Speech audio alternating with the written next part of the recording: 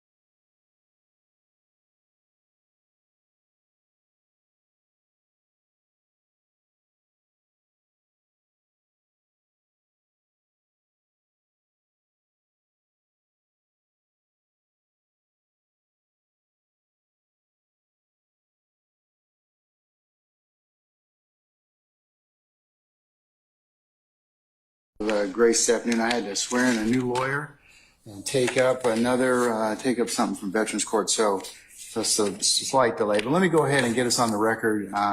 We're back on the record of the matter of the state of Georgia versus Khalif Adams et al. In 22 SC 183572. See, Mr. Stillwell, Mr. Bonson, Mr. Sharp, good afternoon, gentlemen. All right, Mr. Williams, Mr. Steele, Mr. Adams, and Mr. Nard, good afternoon. All right, Mr. Kendrick and Mr. Weinstein, good afternoon. All right, Mr. Huey and Mr. Matthews Sr., good afternoon. All right, Mr. Nichols and Mr. Harvey, good afternoon. And Mr. Ryan and Misty Williams, good afternoon. All right, back from self-imposed exile, we have the Messrs. Brown and Smith, and we have Mr. Uhelski, Mr. Atkins, and ladies, Miss Hilton and Miss Lowe. All right, good afternoon. All right, okay, are all jurors present, Sergeant Ham? Okay, all right. Before we go ahead and call for our jurors, let me go ahead and take up just a couple of things briefly with you all.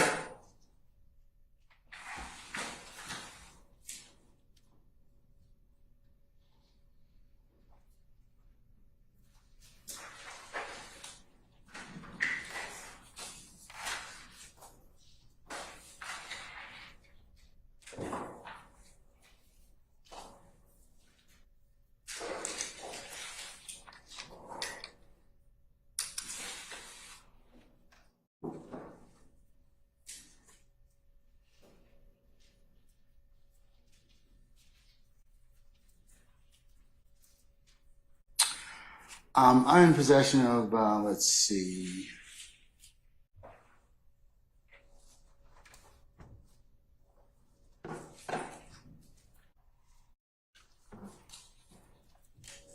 Which I'll mark as the next court's exhibit in order, and the attachments there too. Mr. Steele's email from May the 10th of 2024 at 4:50 p.m.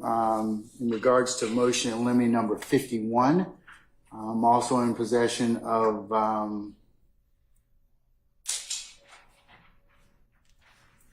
Mr. Steele's request on 5/14 of 24 at 9:08 a.m. Requesting to argue motion limine number 51 prior to the playing of another jail call, as he believes is inadmissible under law. And I'm also in possession of an IG post, Mr. Williams' IG Instagram records, which was sent to everyone. There are 3 Instagram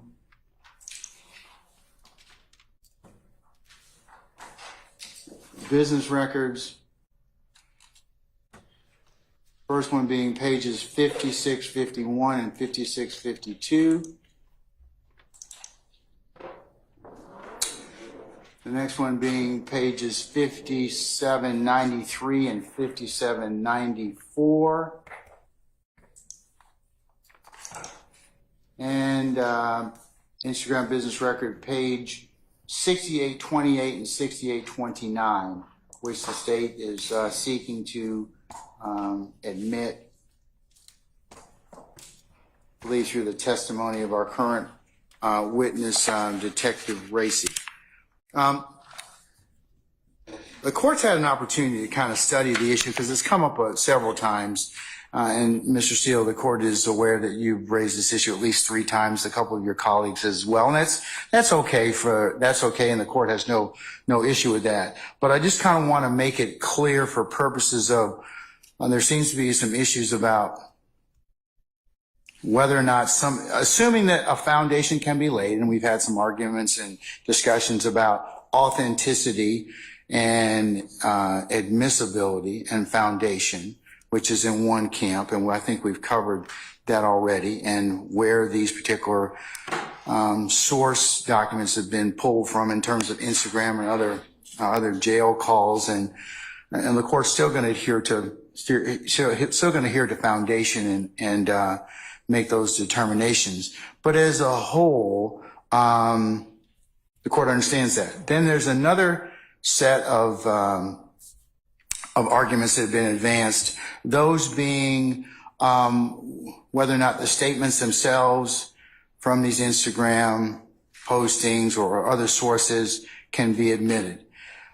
We've had several arguments and discussions about the admissibility of said statements.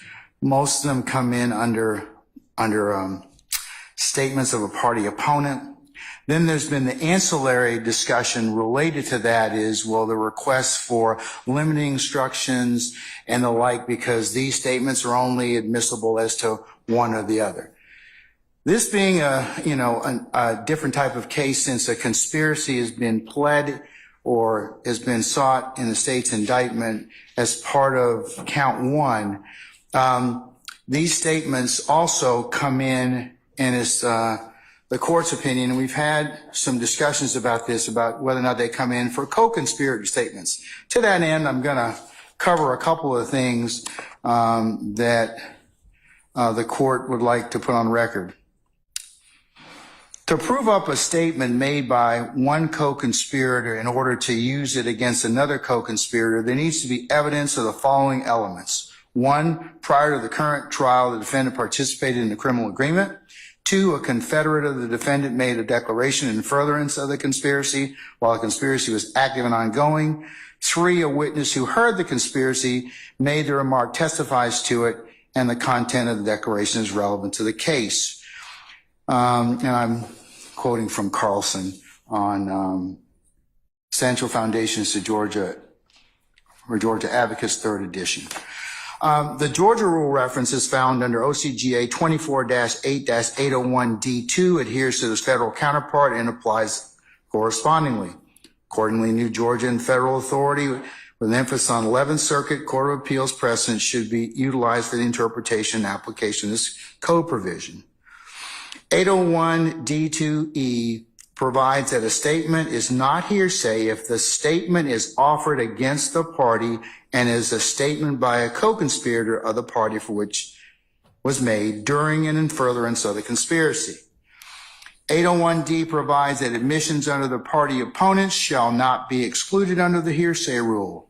Under 801D2 Echo, the party admission rule includes statements offered against the party that was made by a co-conspirator of that party during the course and in furtherance of the conspiracy. And that cites Kemp versus the State, 303 Georgia, 385, 2018. As such, 801D2 Echo provides for vicarious admission in the context of a statement by a co-conspirator of a party. And that's found under State versus Martin. And that is Ohio Case 9, Ohio Appeals 3rd, 150.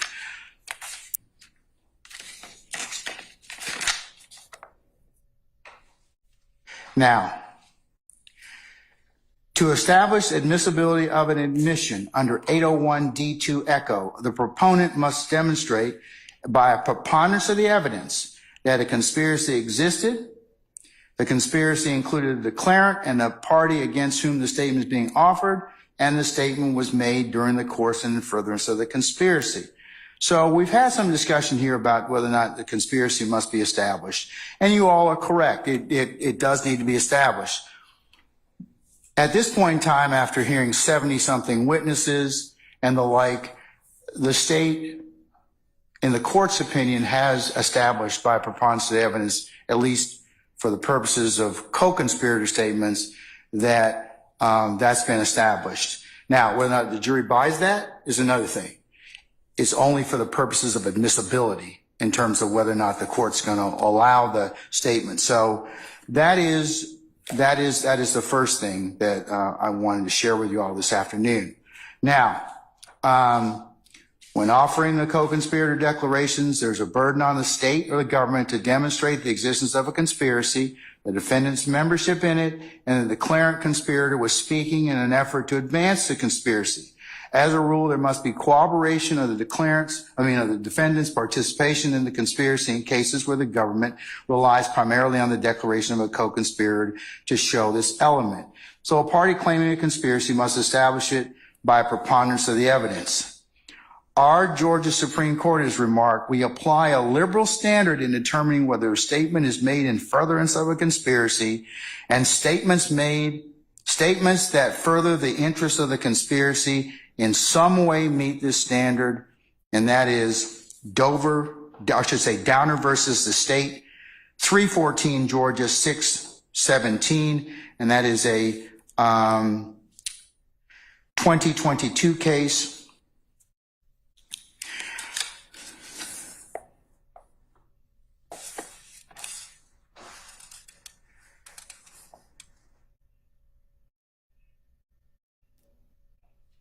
in furthering the conspiracy, a declaration must be made in furtherance of the conspiracy. Where the elements are proved, courts are not reluctant to admit declarations of one conspirator as evidence against another. And then it has the, several federal courts apply a liberal standard in determining whether a statement is made in the furtherance of a conspiracy, including our 11th Circuit Court of Appeals. That's United States versus Steigman. It's SIEGELMAN,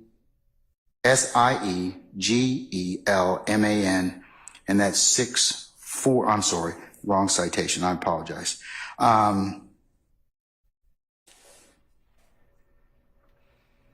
No, that's the same. It is Siegelman, and it's 640 F 3rd 1159 11th Circuit 2011. And then statements which advance the objects of the conspiracy fall within the rule, and this has been held to even include statements of if uttered by an outsider, if the statement is designed to help the co-conspirators achieve their goal. So part of what we've been discussing, or that has been objected to very vehemently on behalf of the defendants, but the court wanted you all to acknowledge, this, that at this point in time, this court is of the opinion that I'm sure over your objections that the state has in fact proved that there is a conspiracy by preponderance of the evidence at this point in time. And whether or not the jury believes that is another thing, but for the purposes of these statements, and I'll take them on an individual basis, of course, but those would be relative to what the court's considering this afternoon. So assuming that there's a foundation, which the court will continue to look at, and assuming that depending upon what the state's offering the statement for, whether or not it's a statement against interest or a co-conspirator statement, I just wanted you all to know that that's where the court has studied and considered this particular issue, but we have taken it up about 3 or 4 times. And I just wanted to kind of make sure that you understood that I understand where you all are, but understand that that's what the court's basing its ruling on. Mr. Steele, you want to add anything?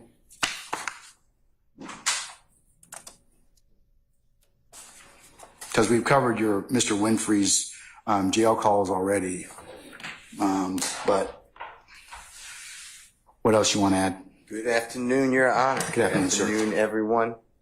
2 things. I know I don't represent Mr. Huey or Mr. Nichols, but I presume that the state hasn't come close, this is how I look at it, to proving any type of conspiracy with them, but you included everyone, so I'm going to make the argument for everyone, but I just wanted to say that. In paragraph 51 of motion in limine number 51, paragraph number 4, excuse me. Without waiving objection? One more time? Without waiving any objection, I'm looking at it right now. I have a copy of it. Yes, sir. So what happens in those 2 minutes and 37 seconds of that call, October 22, 2015, it's not been played yet. State put us on notice of it, and I've objected to it on Friday when I got the state's 7 calls. This is not, so I don't know who the speaker is. So the speaker is clearly speaking with a person identified on the call as Mr. Winfrey.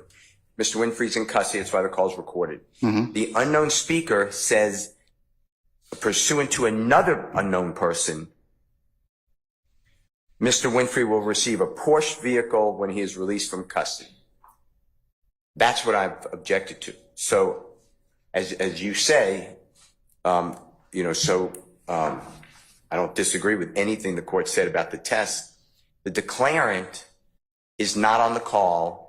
The declarant is an unknown person. The person on the call is unknown. So I don't know how that is a co-conspirator statement of a third party. It's double hearsay. That's what I wanted to bring to your attention in motion limine number 5-1. All right, I'll let the state respond to that. Thank you, sir. Because we did cover Cantwell a couple days ago in regards to non-party statements are admissible, and that was at 64F 4th, 396 in terms of these other parties or unknown parties that are speaking to provide context. So I understand that you're asking it's considered hearsay. I've considered that, but this would be an exception to that. And the context is always like if the Honorable Mr. Matthews said to me, how much money do I bring to the drug deal? And my response was, bring $500. My response would make no sense unless Mr. Matthews is not involved in the conspiracy, he's working with the government or whatever. Understand. That would make sense. But here it is the person on the recording saying that another person, I don't know who these people are, Your Honor. Another person said that there'll be a Porsche vehicle given to Mr. Winfrey. So the context is really not anything here. The substance of the statement comes from a double hearsay declarant. That was why I brought it to your attention. Okay. Understanding, and honoring, but not waiving. That's why. Yeah, I understand, because you're saying it's hearsay, and then the state's saying, well, it's not. It's an exception to that being its co-conspiracy. They might say that, but we'd like you to decide it. I'm sorry. We'd like you to decide it. Yes. Okay. All right. State. Thank you, Your Honor. Your Honor, consistent with what the court just spoke about regarding the law and co-conspirator, this particular statement is furthering. Which one? Be specific. Which one are you talking about? The statement. Winfrey phone calls, the Winfrey phone calls, or the Instagram. No, we'll talk about the Winfrey phone calls first, Your Honor. Okay. The Winfrey call, which is this call that's about 2 minutes, in which the unidentified declarant is an unidentified co-conspirator, because in that statement, what the declarant says is, we'll sit down for $250,000 in a Porsche. And Mr. Winfrey doesn't say no. He doesn't say anything. He says, okay, that's my boy.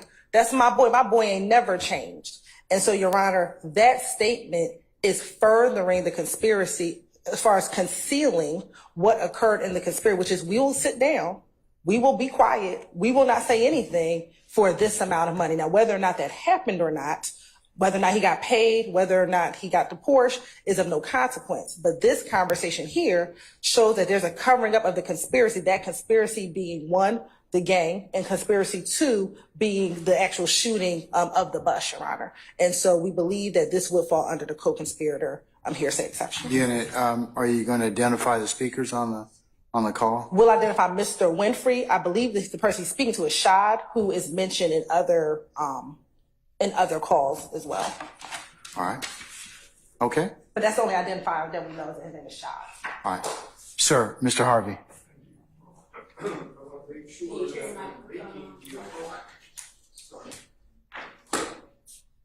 I want to make sure we're making the appropriate distinctions here with regard to, and I understand the court's ruling, but I want to make sure that I get on record what I think are critical distinctions. Let's go back to when the court said, State, give us all your 801D2E statements that you're going to use during the trial of the, so that we can take these issues up now and not during the trial, just like we're doing. So number one, I do want to say that these alleged 801D2E, and I'm not agreeing that they are, statements that are now being proffered were not provided to us, and we didn't have an opportunity to litigate them pre-trial. And now we're doing exactly what the court didn't want us to do, number one. Number two, we're also talking about a confrontation clause problem, because we have, for example, the pleas of guilty, admissions by co-defendants that are coming in that we cannot cross-examine. For example, precisely the ones that we are talking about now. Mr. Murphy, we know that beyond the hearsay argument, Judge, there is a confrontation clause argument. Have you taken a look at U.S. versus Thompson? That is, that is 568 F APPX 812 11th Circuit 2014, and it talks about the right of a defendant to confront accusers. Thompson seems to indicate no, but I understand your point. I understand your point. I do. But there is an 801 D2E right of confrontation. There's an admission of a co-conspirator, an admission of theirs, or a confession of theirs that we can't confront that presents a different problem, like a plea of guilty. We argued that with regard to Jefferson, and I think Jefferson versus the state is clear. So I want to make the distinction, state versus Jefferson, and I want to make the distinction because it comes in under a hearsay exception does not resolve the confrontation issue. And Mr. Nichols does not waive that confrontation issue, even if you find that it's a co-conspirator D2E statements are not considered to be hearsay. They are, they're not. I understand. Okay, I just want to clarify. That's all. I understand that. All right. And I want to make the distinction that because it comes in, there is a class of evidence that comes in under 801 D2E. There's a class of evidence that comes in as admissions of party opponents. Those are subject to the confrontation clause, and we need to make that distinction. Okay, and when I charge the jury, when I get down to that, yes, that will be a jury charge that I will probably need to hash out. But at this point in time, they're admissible for as a threshold matter, and the jury can weigh them as they see fit. Okay. Well, admissions, I don't think are admissible at this particular point against Mr. Nichols. Okay, but that's your yes. And I want to make sure that is your position at this point in time, and that has not changed. And I certainly acknowledge that, sir, and will continue to mark that objection for you. All right. Thank you. Okay. All right.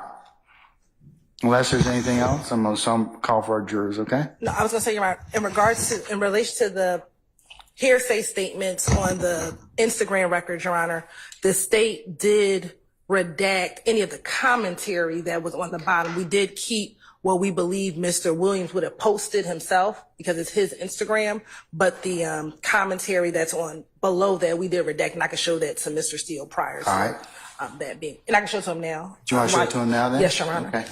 And Your Honor, Sir. did you rule upon paragraph 4 of Mr. Williams' motion limiting number 51?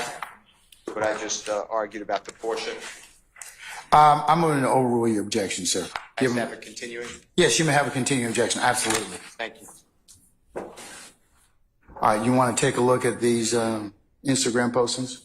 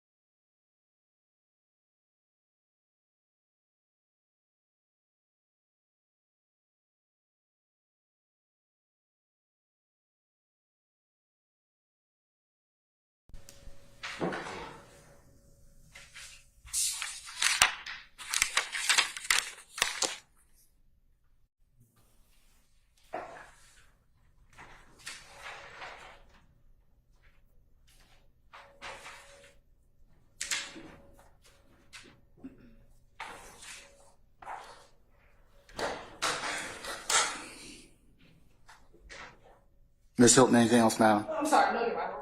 Okay. Anything else, folks? All right. Debbie Ham, can you summon our jurors for us, please? All right, thank you, sir.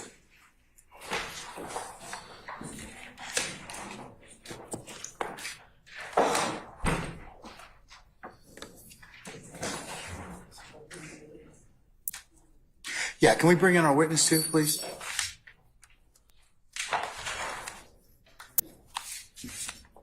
Where are you going, man?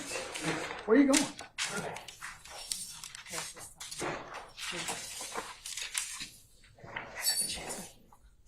I'm gonna leave these in here until it's time.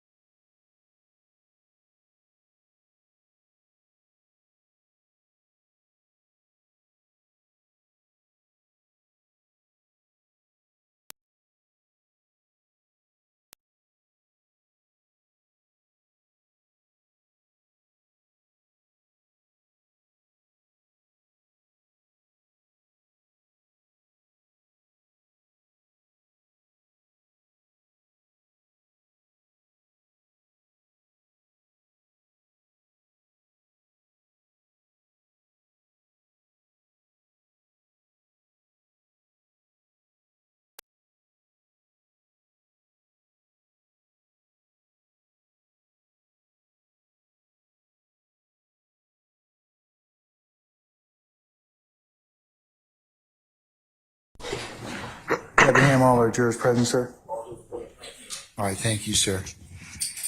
Ladies and gentlemen, jury, good afternoon. Good afternoon. All right, Agent Racy, you're still under oath, sir. Yes, Your Honor. Okay, all right. You may continue your examination when ready, madam.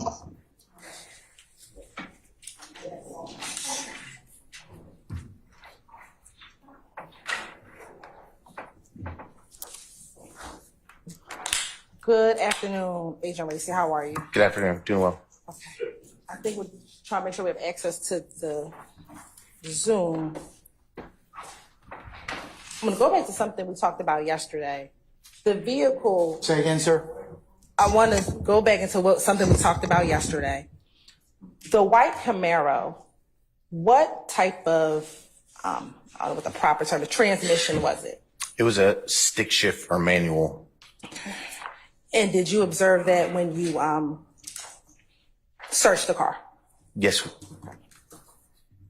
And are we ready?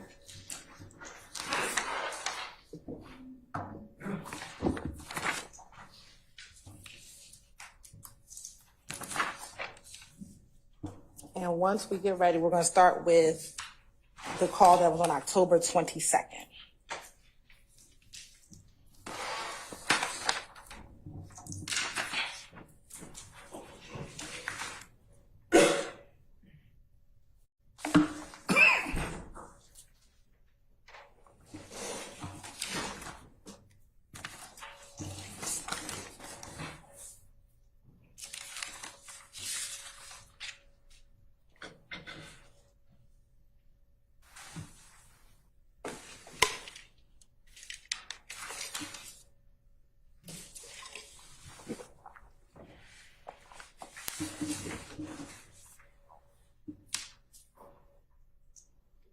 Mr. Kearns, can you let Ms. Knight in?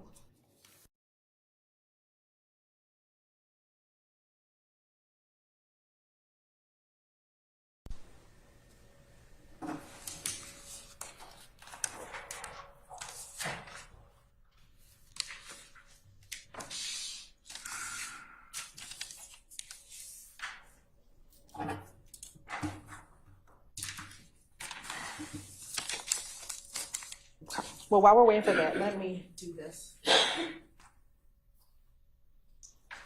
Your Honor, permission to approach? Oh. You may.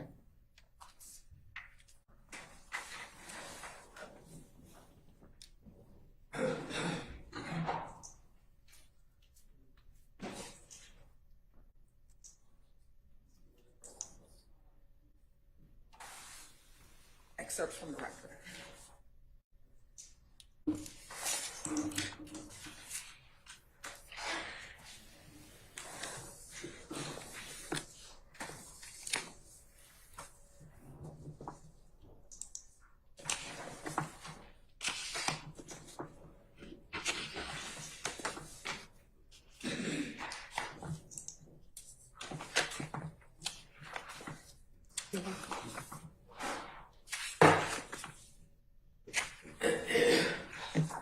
No, so I started with this page, so.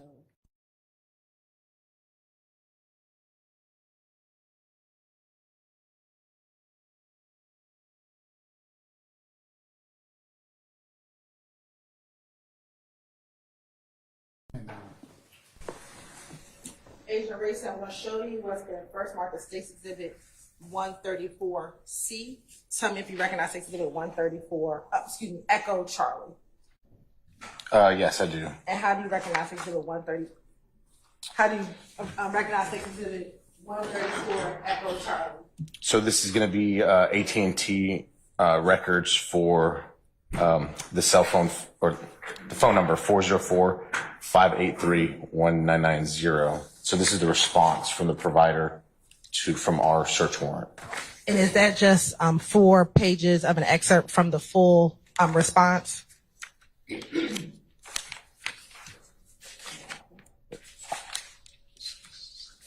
looks like 8 pages. Okay. Yes, And ma'am. what are the page numbers of the excerpt? It looks like 1002, 1003, 1004, 1005, 1006, 1007, 1008, and 1009. Okay. And does that appear to be a fair and accurate depiction of an excerpt of the return for that phone number that you received back in 2015? It does. You're right. This time the state would like to tender State's Exhibit 134 Echo Charlie.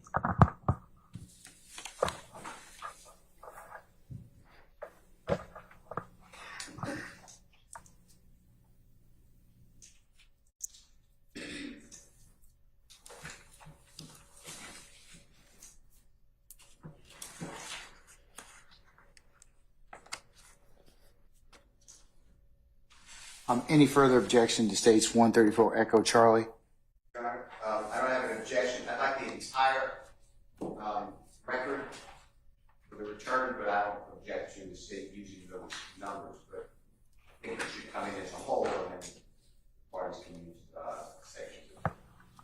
You're right. I have a response. The entire record is in. We introduced the entire record yesterday. Then I don't have an objection. All right, State's one. Anybody else? Do you have a separate objection, sir? I do. Okay. May I remove my continuing objection? But as far as I understand, Hey, microphone, sir. As far as I understand, these are records of a non-co-conspirator and someone that has not been identified as a uncharged co-conspirator, and therefore I certainly would object to them being admitted against Mr. Nichols. All right, your objection is noted for the record. All right? And overruled. All right, I'm going to admit 134 Echo. Okay. Next, we have State's Exhibit 135 Echo Charlie. Take a look at State's Exhibit 135 Echo Charlie and tell me if you recognize State's Exhibit 135 Echo Charlie.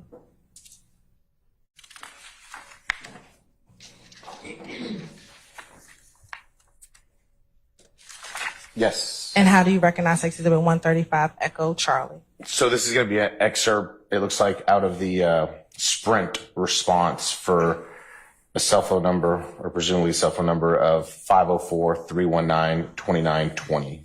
And does that appear to be a fair and accurate printout of portions of that record that was introduced yesterday? Yes. And what are the pages of this excerpt?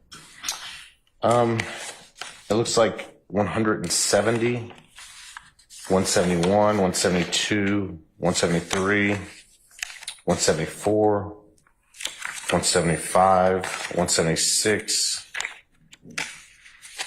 177, 178, 179, 180, and 181.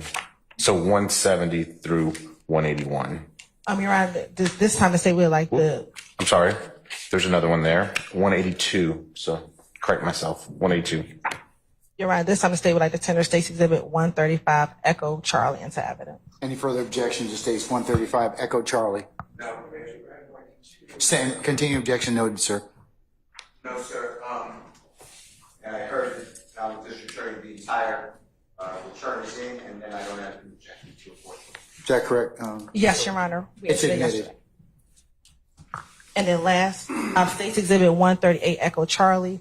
If you can take a moment and flip through States Exhibit 138 Echo Charlie. Okay. And do you recognize States Exhibit 138 Echo Charlie? I do. And how do you recognize States Exhibit 138 Echo Charlie? So this is going to be an excerpt from, ultimately it's AT&T, but it's a Cricket cell phone that AT&T is the larger company of. And it's for target number 678-815-5790. And does that appear to be a fair and accurate depiction of the excerpt of the full return that you received back in 2015? Yes, And is that the same return that we entered into evidence yesterday? it appears to be so. And what are the pages of this excerpt? 411, 412, 413, and 414. Your Honor, this time the state would like to tender States Exhibit 138 Echo Charlie into evidence. Any further objection, counsels? No, I heard the same. I understand it's the same way, so no objection. All right, okay. It's admitted. Thank you, Your Honor.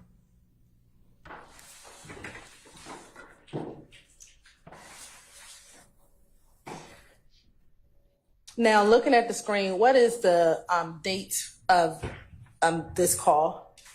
October 22nd, 2015. And we can go ahead and publish.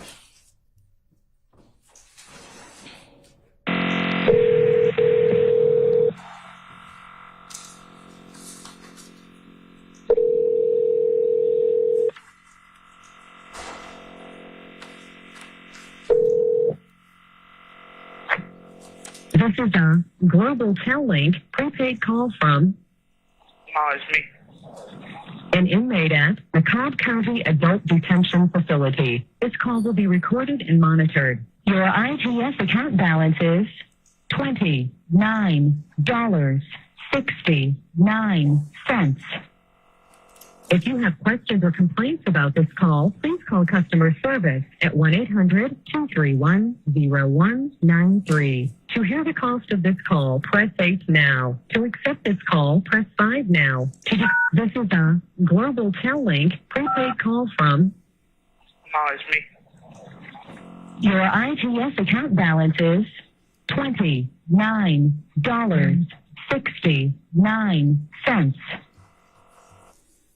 Complaints about this call, please call customer service at 1-800-231-0193. To hear the cost of this call, press 8 now. To accept this call,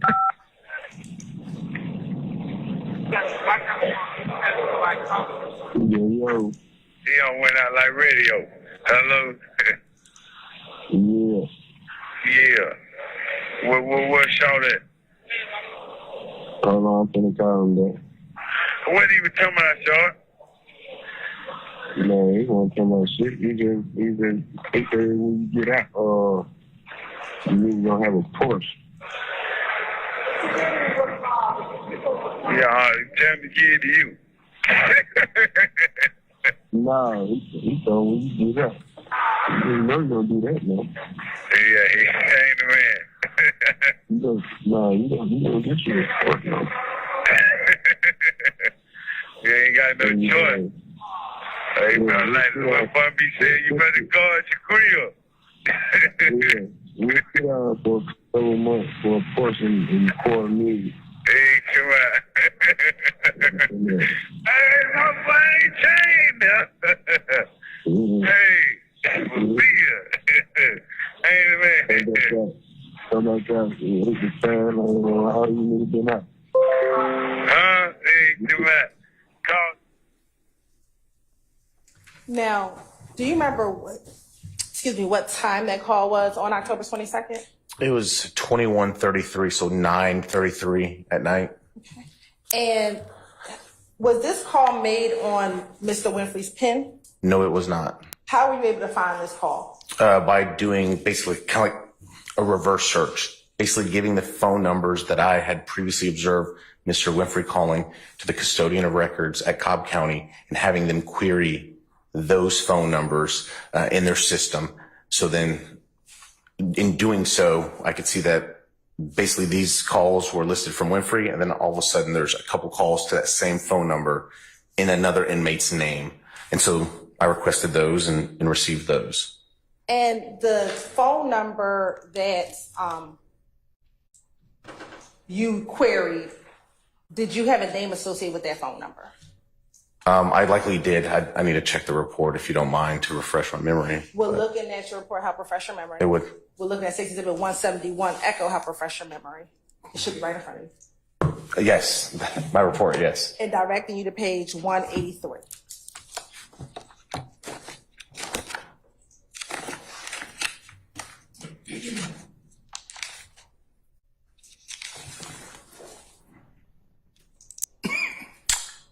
Okay, yes. Who was is your memory refreshed? Yes, yeah. Are you going to want me to memorize that phone number to repeat it for the record? No, Okay. just the name that was associated with the number. I put it as Shad, or I think we heard Rashad or Shad, something to that effect. I put Shad in my report. And in listening to the previous jail calls that we listed yesterday, was that name Shad familiar to you, given some of the other calls? I'll sustain the objection, Mr. Form. You can rephrase. Had you heard the name Shad prior to listening to this call? Yes, Where? on other jail calls. Were those jail calls we heard yesterday? Those are some of them, yes.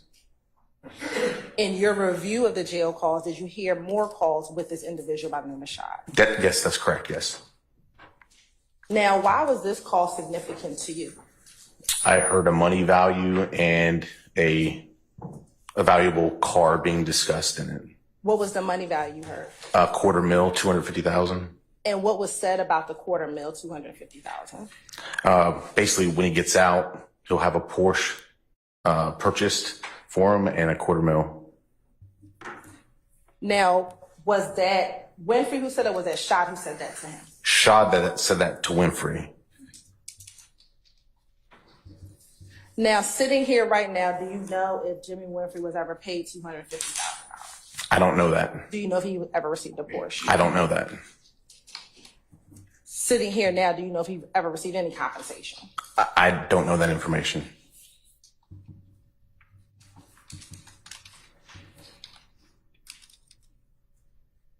Was there anything else of significance to you regarding this phone call? I mean, the fact that he was using someone else's PIN, so it was something that was at least being attempted to be concealed through his own PIN number. I'll overrule the objection. Yeah, so that's pretty much it. That there's my interpretation was there's a reason why it was used on it. I'll sustain Mr. Form. What was your interpretation of him calling under a different PIN number? Objection. Speculation. Overrule, sir. There's a reason why it was not on his PIN number. As it relates to this case, do you know if Jimmy Winfrey ever took a plea in this case? He did. In relation to this phone call, how much time passed before he took a plea? It was approximately a month later, or maybe a month and a day, but a month later.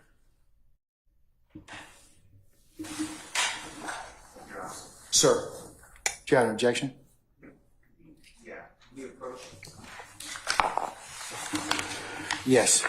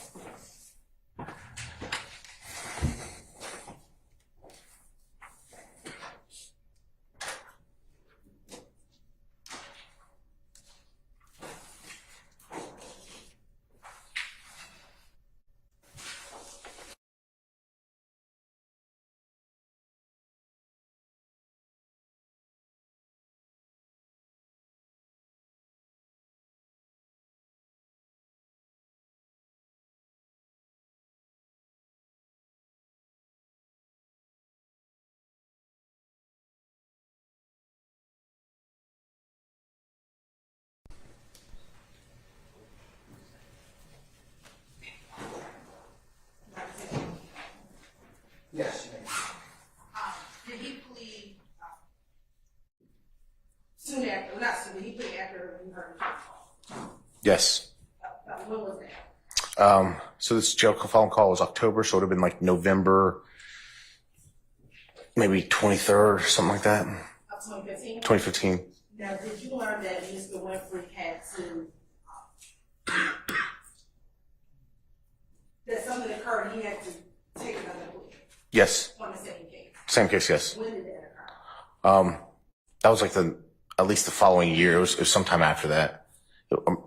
Yeah, probably sometime after that, like in the next year. It definitely wasn't 2015. Sorry.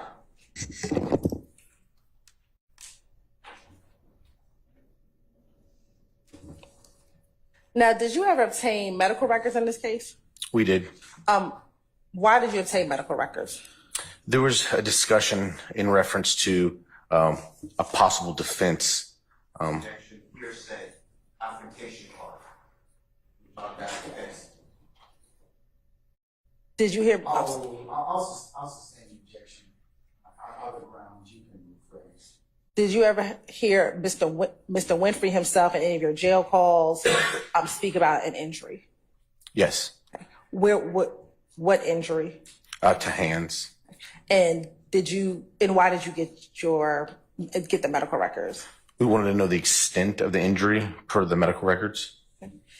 And did you obtain those medical records? I did. Did you find anything that assists you in your investigation as related? Your Honor, that would be hearsay. I agree, that was my objection. The medical records, state response? I hadn't finished the question yet. Was there anything significant in the records that assisted with your investigation? Same objection, Your Honor. He's talking about. Total, Mr. Steele and Mr. Matthews. Nothing that would change our investigation. Okay, thank you.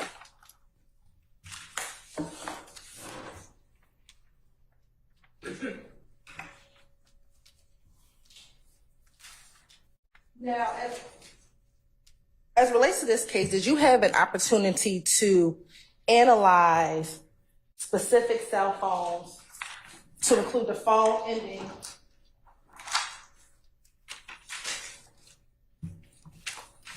in 3383, 5790, 2920, and 1990? Yes. And did you have an opportunity to kind of synthesize those phone records and do a phone analysis? Yes. What type of phone analysis did you do regarding those records? So basically the communication of those phones to each other in and around the time, like a 4-hour-ish time frame around the time of our incident. Okay. You're on permission to approach? You may.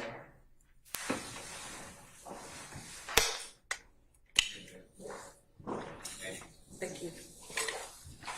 I'm going to first show you what the market states is 139E. Yes, ma'am. Do you recognize it as 139? I do. And how do you recognize it as 139?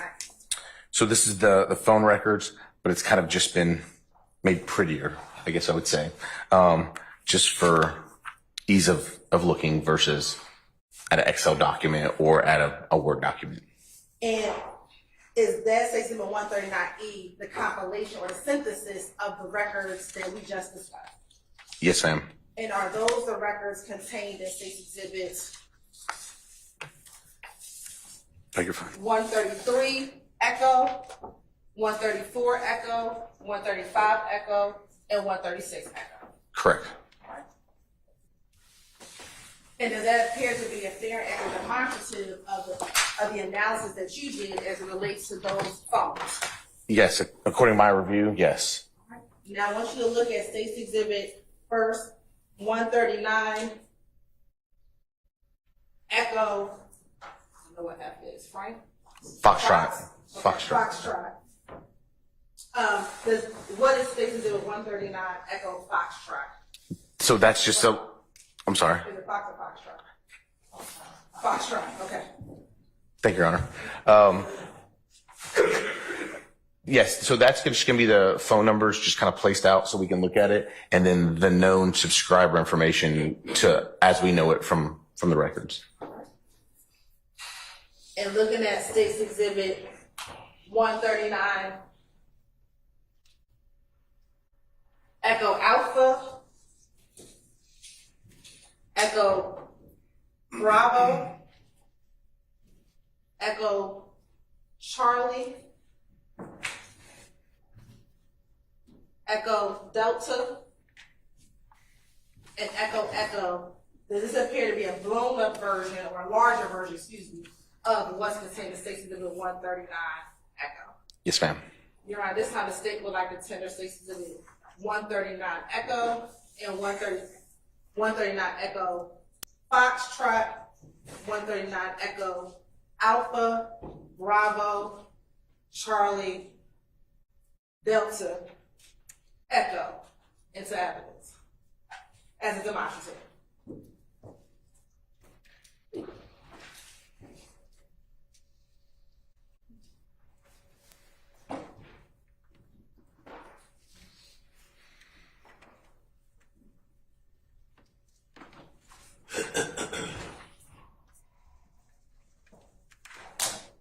Any objections to, further objections to states 139, Echo Alpha, Echo Bravo, Echo Charlie, Echo Delta, and Echo Echo?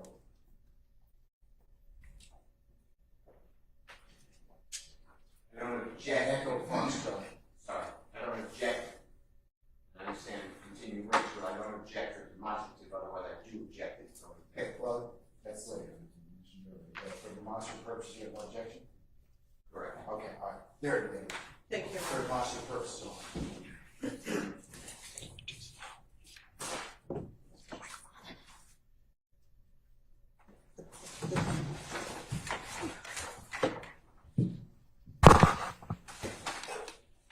First,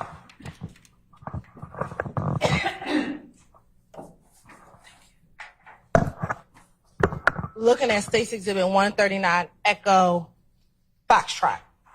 Just explain to the jury what's on State's Exhibit 139 Echo Foxtrot. So this is kind of like what was handwritten on the board yesterday.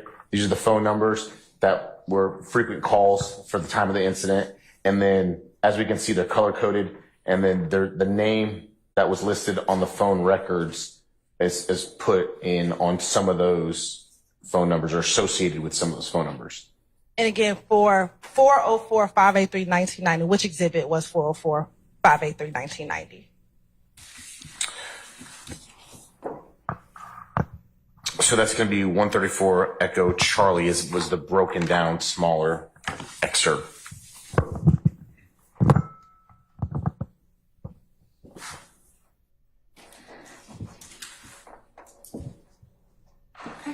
And for the 504-319-2920, what was the exhibit number for 504-319-2920? The 135 Echo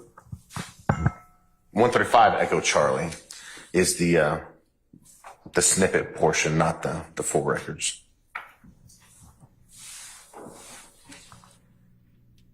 And for the 404-664-3383, what was that exhibit? So that's going to be the 133 Echo Charlie. But I believe that's going to be the full records.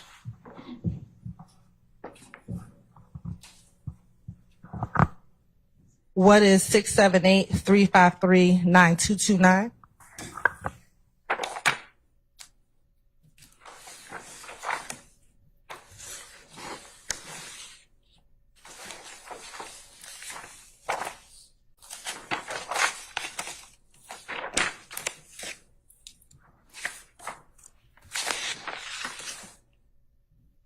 Okay. So that's going to be the 136 Echo Alpha is the disc with those full records. And then for the 678-815-5790, what's the exhibit number there? So the excerpt one, just a couple of pages one, is going to be the 138 Echo Charlie.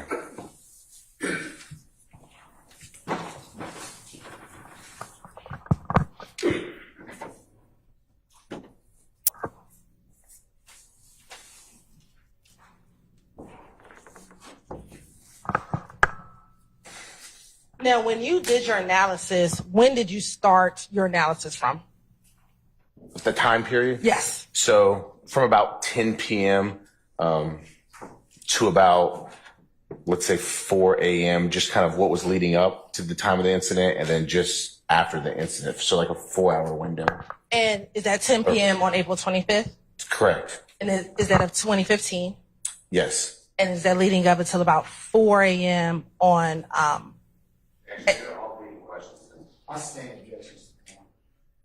what is the date of the times you're referencing?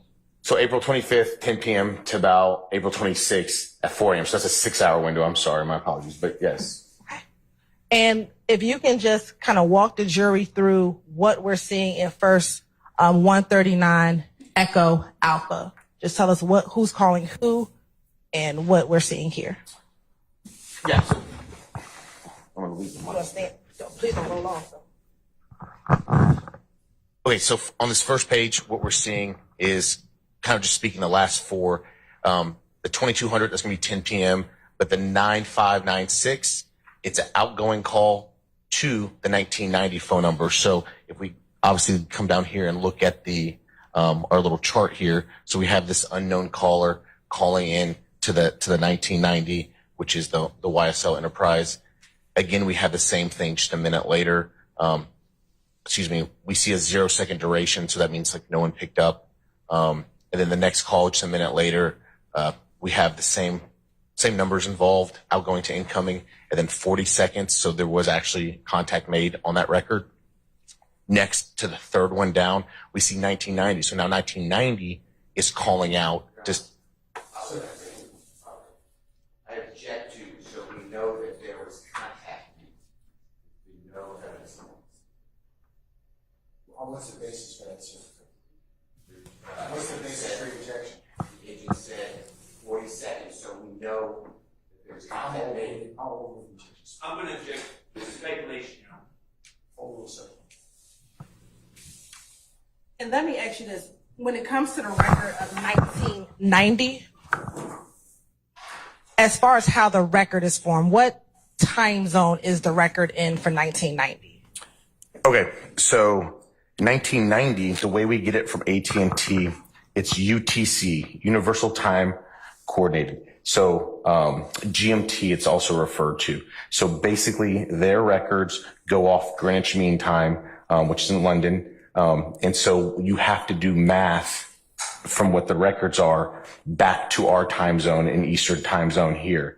It depends on the time of the year, daylight savings, or not daylight savings. For this time of the year, it's -4. So what that means, these records, you have to subtract 4 hours to equal Eastern time. That's the way AT&T does it. Other providers will do the conversion and give you the records in our time as they are. So when you get the records back, you have to make note of that. You have to know that. So yes. Before you go on, ladies and gentlemen, I've had a request that we need to take a comfort break. So please forgive us. We're going to go ahead and take a 10-minute comfort break, and then we'll go ahead and resume our examination. So at this point in time, all rise.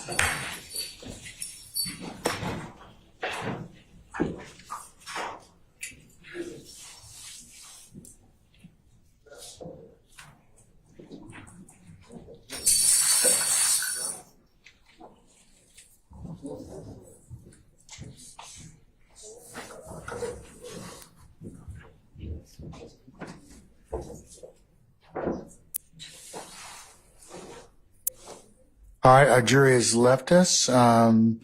Sir, you can take a 10-minute recess. We'll see you back. Yes, Your Honor. All right, ladies and gentlemen, please be seated.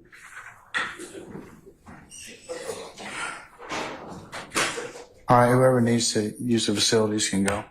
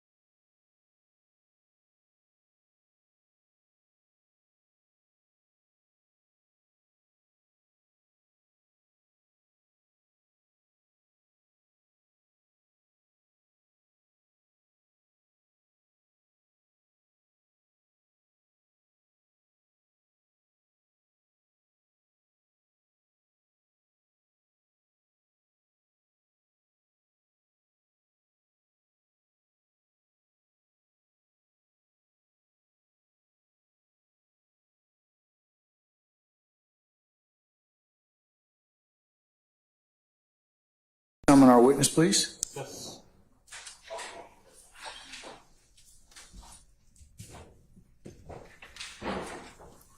All right, Sergeant Ingram, summon our jurors, please.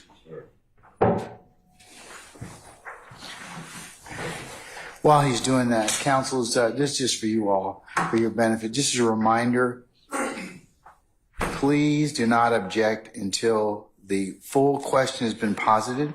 That is a continuing request from Ms. Weaver, and she has told you, and I'll just reiterate, that she cannot take and make the best record that she can make unless you do that. So please wait till the question's fully posited before you pose an objection. Don't cut off each other. All right? Okay.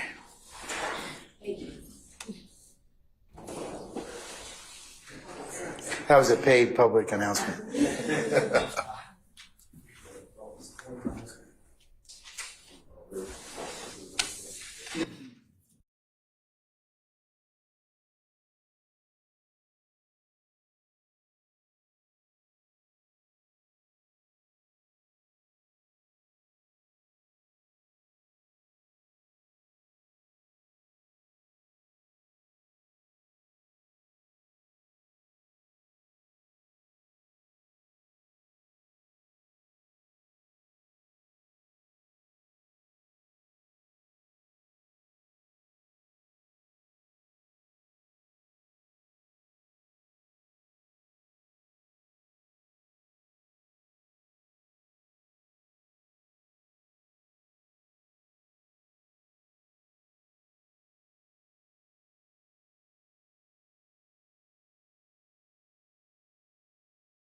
All right, thank you, Sergeant Ingram. All right, Ms. Hilton, you may continue with your examination. So I think when we got off, you were speaking about the UTC time and having to convert it. Yes. So UTC is Universal Time Coordinated. So GMT is the same thing. Zulu time in the military is the same thing. Basically, it's the way that everyone in the globe can tell when something happened at the same time is the concept. So because that is basically the standard, UTC is the standard, we're in Eastern time zone here in Atlanta. Not to confuse it, but if it's daylight savings or not, you're either subtracting 4 because you're going 4 time zones back from that UTC line, or you're subtracting 5. Based off the date, we subtract 4 on this incident.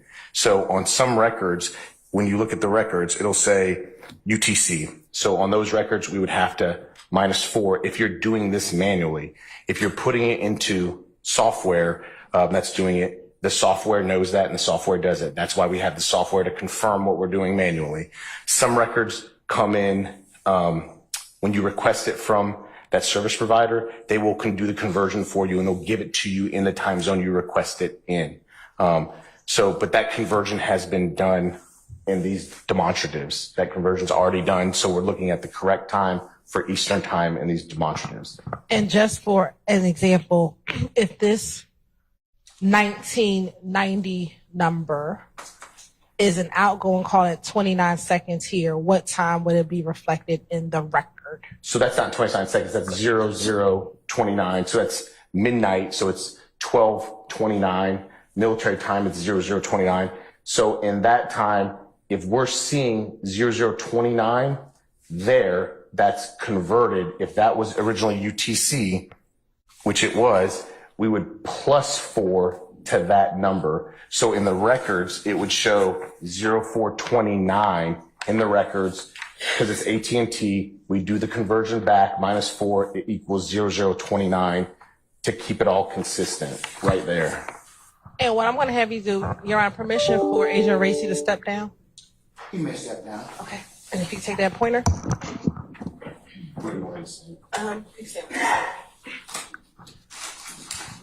Now, I believe we were still at the April 25th dates. If you can just go through, let's start with April 25th, who's calling who, what phone numbers is making contact with another phone number. Okay, so again, green, so we look down here, it's green, so we don't know who the subscriber is at this point in time. And it's at 22:04, so that's 10:04 p.m. Eastern Standard Time. And then it's calling 1990 and 0 seconds did not connect. Outgoing 22:05, so 1 minute after at 10:05 p.m. Outgoing to incoming 1990, 40 seconds. There was a 40-second connection between the phones where, based off the records, there's communication for 40 seconds based off the records. And let me ask you this, the time on the boards at the time the call starts? Because some of them... Correct. If you went on further, yes, correct. So the next one is 23:06, so 11:06. 1990 is now calling 3383. So again, we check who's 1990, check who's red, who's 3383, and we look and we see, so it's outgoing from what we have as YSL to incoming, which we have Jimmy Winfrey, and that lasted 2 seconds. There was a connection for 2 seconds. All right. Now, starting on April 26, 2015, what the demonstrative tell us? What's tell the truth? So we have outgoing from 1990. So again, checking our, kind of like our little index here, our cheat sheet key, whatever you want to call it. We have YSL Enterprises calling 3904, which again, we don't have the subscriber data off of cell phone records at that point in time, and it was 0 second connection. So again, continuing down, we have red, so 3383, which has Jimmy Winfrey calling at 1240, 00440, calling 1990, YSL 0 seconds, no connection. Outgoing 1990, 0043 hours, so 1243, calling what we have is Jimmy Winfrey, 2 second connection. And just continuing down, 0044 hours, what we have is Winfrey calling YSL 0 second connection. And you may just continue. And let me ask you this, for the rest of this demonstrative, is it the Jimmy Winfrey phone calling the YSL phone back up at least until 1:07 a.m.? Correct. It's back and forth, and then obviously we see the duration of calls there in the right column. Thank you.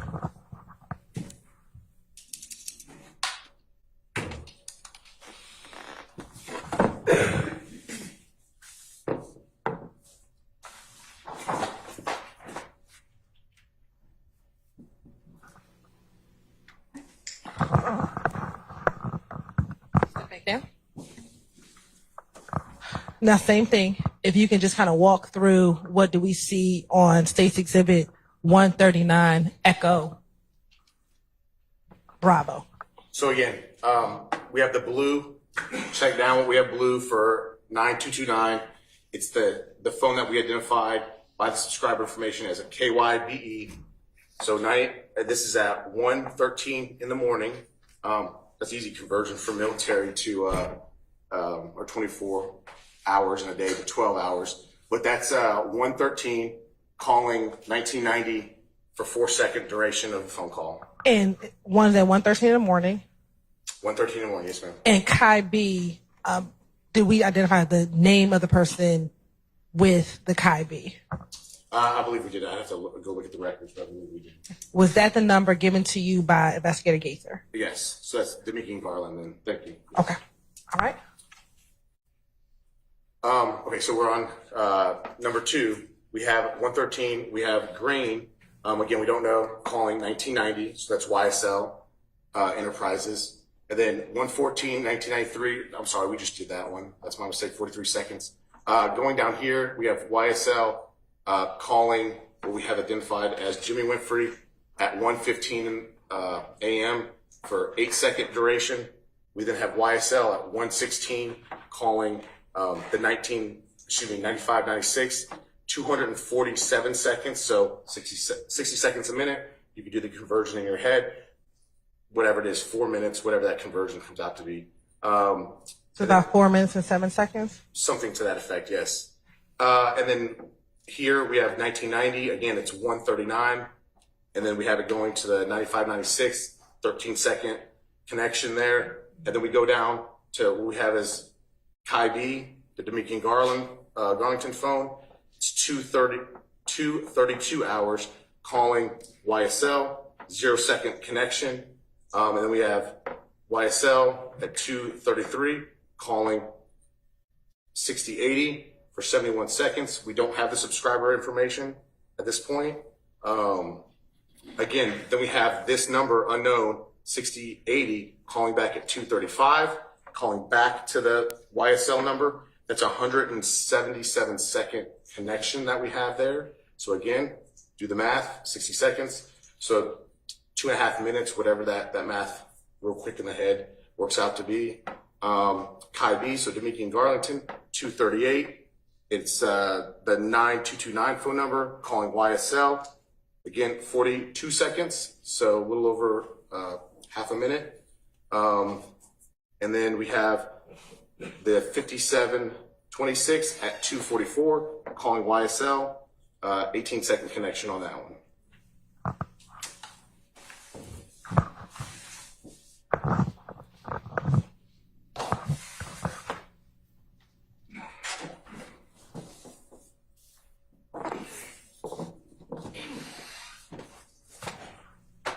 Now looking at State's Exhibit 139, Echo Charlie.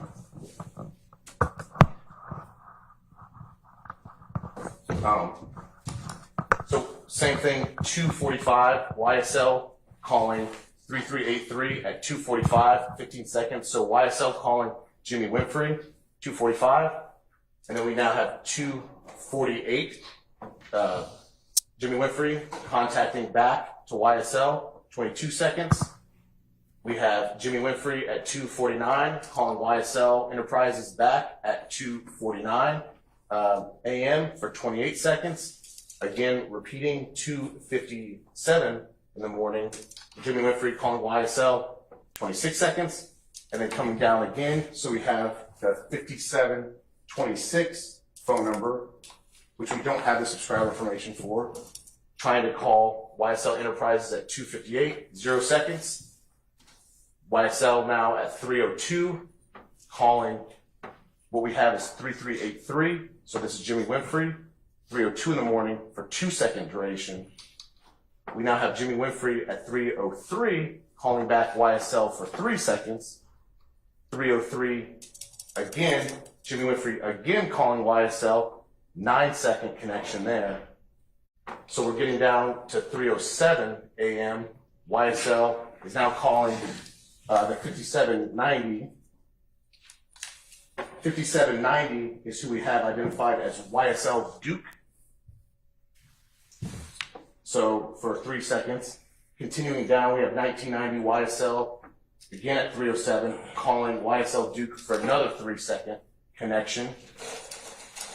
3:08, YSL calling Jimmy Winfrey for 3-second duration of the phone call.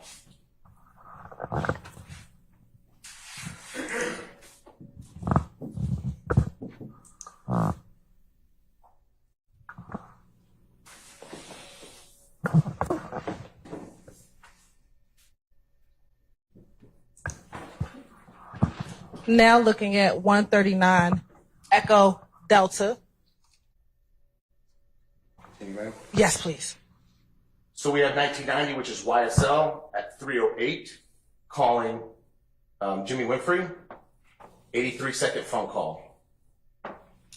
0314 hours, we have YSL calling Jimmy Winfrey, 17 seconds. And what time did the phone call come in for the 911 call? The 911 phone call reporting the shooting came into Cobb County Dispatch at 0314 hours. Okay. What do you have next? We have Jimmy Winfrey now calling YSL Enterprises at 3:15, a 25-second duration phone call. I skipped the duration, I think, on those, but as we can see, 83 seconds for the first one, 17 seconds, 25 seconds. And then we come down to 3:17 a.m. We have the 2920 number calling Jimmy Winfrey, and this is a 536-second connection. Looking down at our chart, Who is 2920? That is the phone that we have identified as Cash Money, who's And then we identify it with a person, best center identified records. with a person, Brian Williams' phone, as Cash Money. So Brian Williams' Cash Money is calling Jimmy Winfrey, incoming phone call to Jimmy Winfrey at 3:17 for 536 seconds. We then have another incoming call from, again, Cash Money, Brian Williams, at 3:26 a.m. coming in to Jimmy Winfrey for a 5-second phone call. We then have 3:36 a.m. Jimmy Winfrey now goes an outgoing call to incoming Brian Williams Cash Money Records at 3:36 for 25 seconds. Right. And then continue on, man. Yes. So at 3:37 we have 5726, again checking our key. No subscriber information, calling 1990, which is YSL, 0-second connection. 3:38, we have YSL calling the 5726, no subscriber information. 3-second duration. We then have YSL at 3:53 calling 5790. So 5790 is going to be YSL Duke. 0-second connection. We have 1990 YSL at 3:53 calling again YSL Duke. 0-second connection. We then have YSL Enterprises 619 calling YSL Duke for 4-second connection. And is that 6:19 in the morning? That is 6:19 in the morning, yes ma'am. And then for our last port, 139 Echo Echo. Let me just ask you here generally, is this the 1990 YSL Enterprise phone calling the YSL Duke phone from about 6:19? Faces. I stand the objection. You can rephrase. Is the YSL phone calling is the YSL Enterprise phone calling the YSL Duke phone? Yes. And what are the times that the YSL phone is calling the YSL Enterprise phone calling the YSL Duke phone? 6:19 a.m., 6:19 a.m., 6:44 a.m., 6:44 a.m., 15:56. So the conversion is 3:56 p.m., 3:56 p.m., 18:57. So minus 2. So that's 6:56 p.m., 27 seconds. 18:56. So same. 6:56 p.m. for 27 seconds. Okay. And does that appear to be a duplicative of this call here? Both 18:56 and 27 seconds? Yes, correct. Okay. All right. Now, as relates to, let me ask first, the YSL Duke phone, were you able to plot or determine where the YSL Duke phone was? No, YSL Duke. You haven't seen. And why is it? The YSL Duke phone number, I only sent a grand jury subpoena to that phone number, which means I did not get historical cell site data. I did not get location data through that. So I didn't have historical cell site data to place the YSL Duke phone number. What about the 1990 number? Were you able to plot or know where the 1990 number was during this duration? Yes, I received the cell site data for the 1990 phone number. And did you receive that from AT&T back in 2015? Yes, correct. And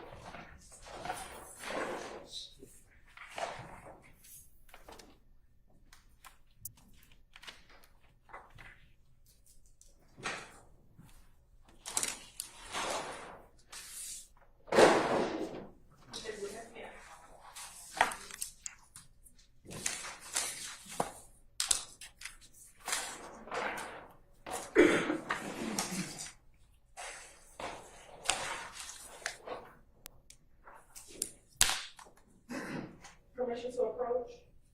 Have you shown the documents to the defense counsel? You said they were-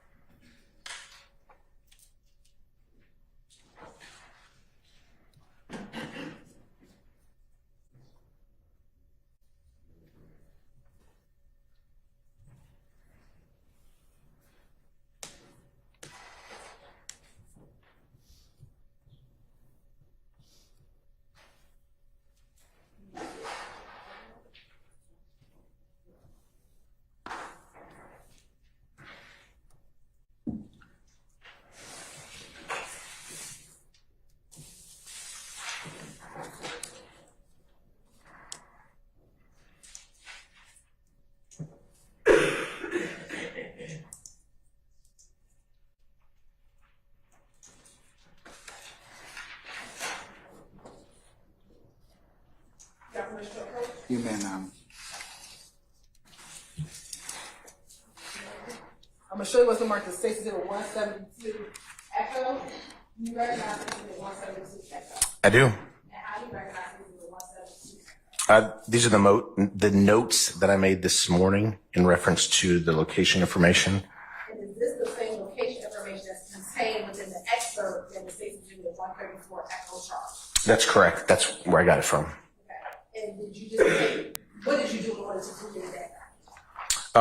Basically, I just used a snippet tool, a line off of the records, and then copied it on a Word document. And then I took the Latin long, the latitude and longitude that was provided by AT&T in their records and threw it into Google Maps. And it dropped a pin. And then I just snippet, basically, the Google Maps with the pin location. And then I just put that picture in the Word document, and then basically created notes that I could see what Latin long and a visual aid for myself with a pin dropped. And will that assist you in telling me where that phone was, that 1990 phone was on between April 25th and April 26th, 2017? Yes, absolutely. Your Honor, at this time, the state would like to tender State's Exhibit 172E as a demonstrative.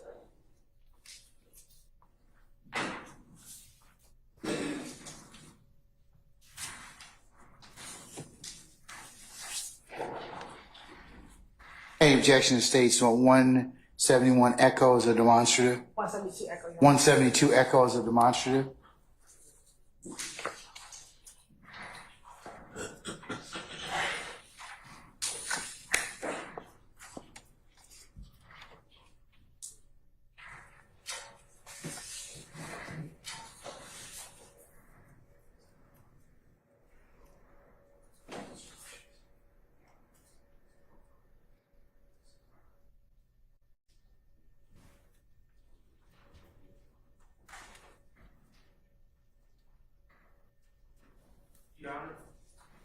Mr. Sharp? Microphone, sir.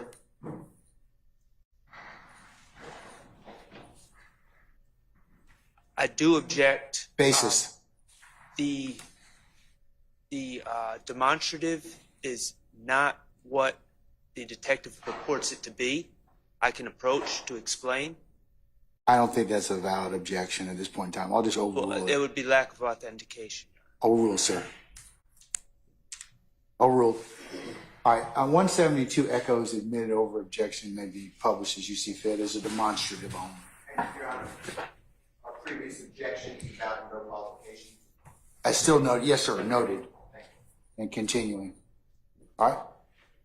So what was it? Well, that agent telling me where that phone was at certain times throughout that evening and morning. Yes.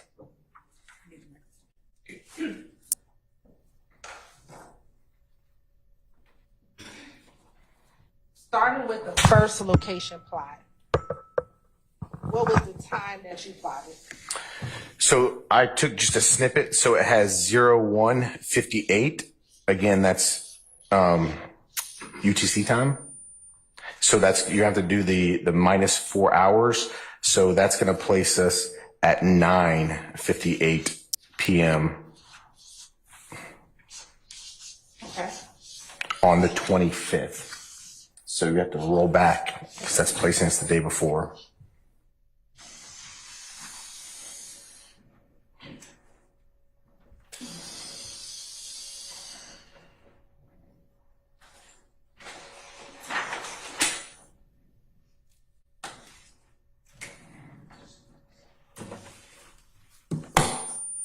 Oh, sorry.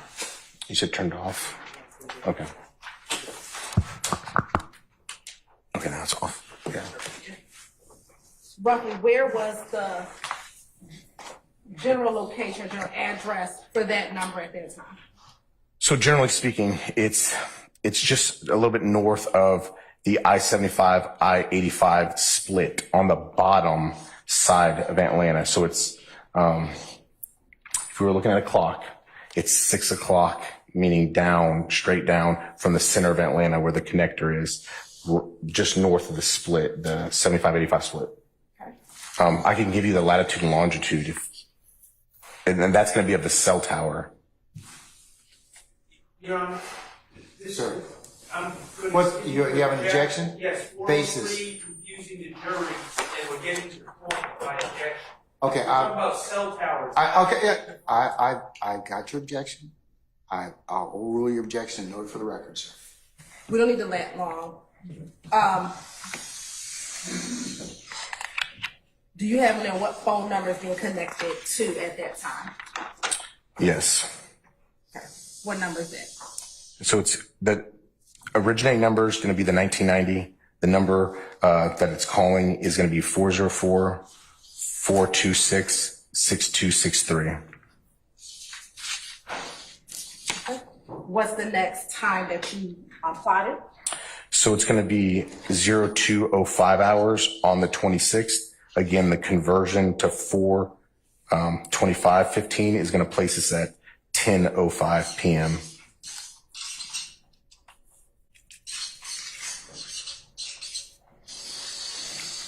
And where is the general area of that phone? Okay. Generally, it's the same. It's in the area of Metropolitan Parkway. So that different from the I-75, I-85? Yes, it's just slightly north of that.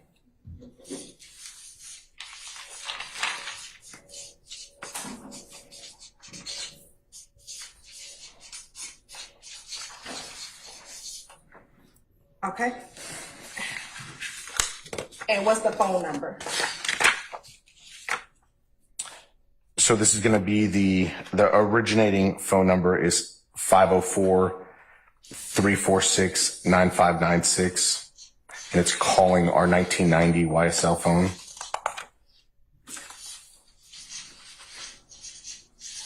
Okay. What's the next time that you plotted? So I jumped closer to the further up in time.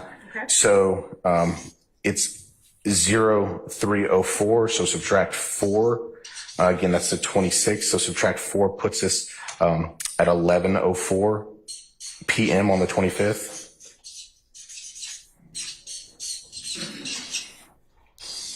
Where's the general area of that? It's downtown Atlanta, generally where we are now, just kind of like in the heart of Atlanta, near it's west of the Grady Curve.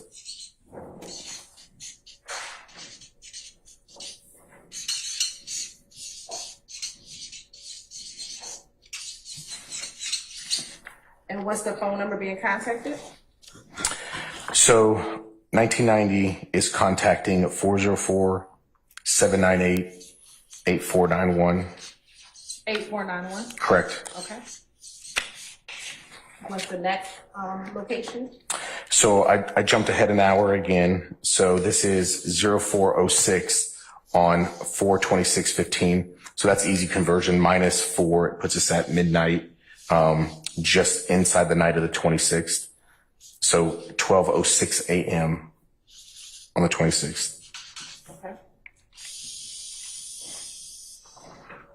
Where is the general area of that call? We go back to our almost first location. So the I-75, I-85 split just north of that area. Your Honor. Yes, Mr. Wines, you have an objection? Yeah, I do have Basis. I do have an objection. It calls for speculation as far as area of the call. He knows where the cell tower is. Okay, but not the call. speculation is your objection, not the rest of the speaking. I'm going to overrule the objection, sir. Thank you. And let me ask you this: with cell phone towers, does it give you an exact pinpoint or a radius or area? So in these records, this is a location of the tower. So we just have a radius. But going off this, we just have. Excuse me, Your Honor. Basis. I need to raise an objection. Again, it's calling for expert testimony. I would agree He's with not that. an expert. I'll sustain the objection. Thank you, Your Honor. All right, ladies and gentlemen, disregard the last statement of our witness. Your Honor, I would, without that explanation, I would move to strike his entire. I just said, jurors to disregard the last statement. And I would move to strike the previous testimony because. Overrule, sir. Thank you.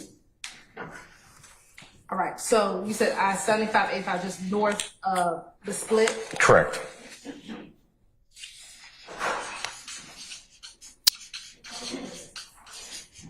And what is the phone number that's being called? So the 1990 is calling 404-798-8491.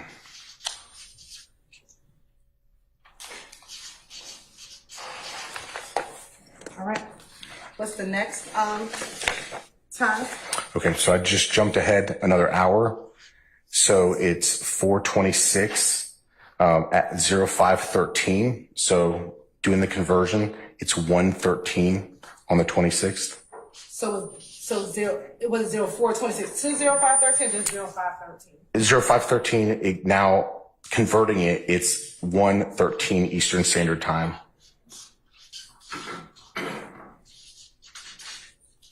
And where's this phone? Where did you plot this phone at? Call at it. Similar to, Your Honor, calls for speculation. I As to stand where the the phone is I at. stand the objection. Where did you plot? similar to the last location, just slightly south of the last location. So the I-75-85 split just south of that.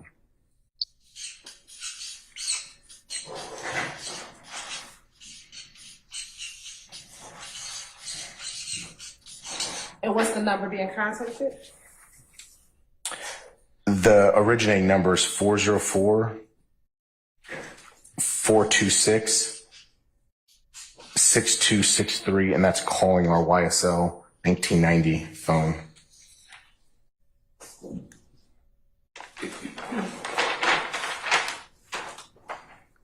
What is the next time? It's the same time, 0513. And so that's 1:13 in the morning, correct?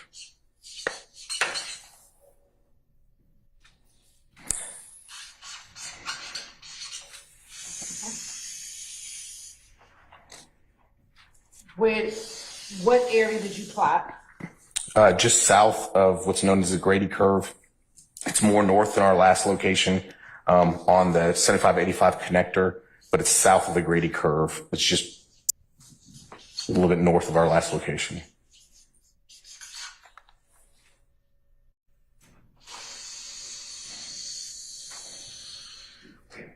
Are you saying the other location is north of this location? That is more north than our last one. So it's from the last one we spoke about, it moved north. Okay. The plot is north of that. Now, when you said I-75-85 split, which I-75-85 split are you referencing? We're still talking about the bottom one, the south side of the city, not north side. Okay, so let's For clarity, so when you were talking about this I-75, I-85 split, are we talking about closer to the airport or closer to going towards Buckhead? I've been the entire time.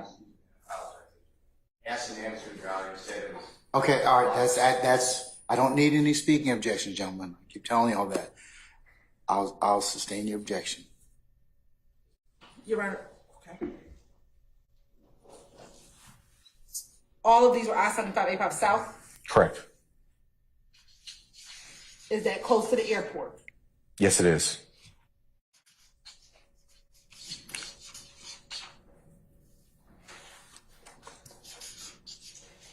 If we're using that as a reference, closer to the airport, yes.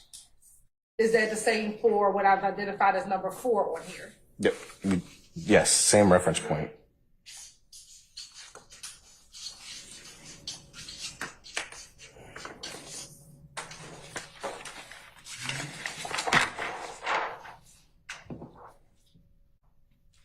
Okay, so when you talk about the graded curve, which is what we're going to apply as number 6. It's south of the graded curve, correct? Just south of the graded This is curve. just south of the graded curve. What phone number? 678-353-9229 is calling our YSL 1990 phone. Okay, sorry, 678. Yes, 353-9229. Okay. Number, did you pop another call after this? Oh, yes. What time was that? It's 0516, so that's 1:16 a.m. on the 26th.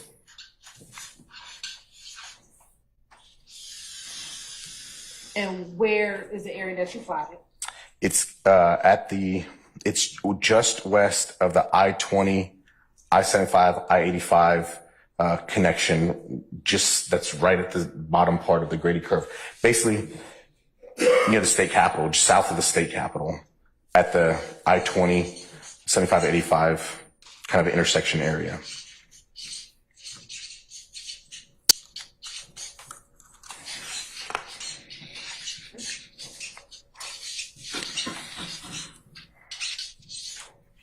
All right. And what number was contacted? Our 1990 YSL Enterprise phone is calling 504-346-9596. Is it 346-9596? Yes, correct. Okay. What's the next location that you plotted, or next time you plotted? So this is going to be 0657 hours. So -4. 2:57 a.m. That's correct. On the 26th.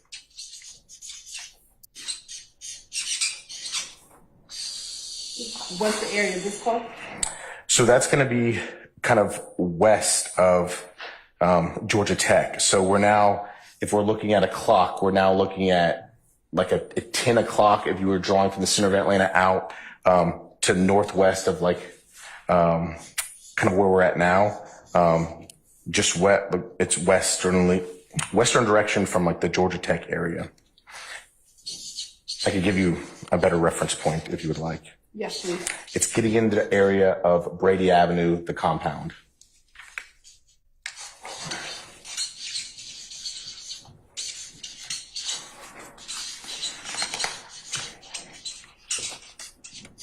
All right. And what number is being contacted? So the YSL Enterprise phone is being contacted by 404-664-3383, which is the phone number that the subscriber information comes back to Jimmy Winfrey. Okay. What's the next time that you plotted? 0657. Is that the I'm sorry, 0658. I'm sorry. So just 1 minute later. Is that 2:58 a.m.? That is correct. Same 4/26/2015. That's correct. All right. Where's the area of that phone? The compound, Brady Avenue. Is that this same Northwest Georgia Tech? That's correct.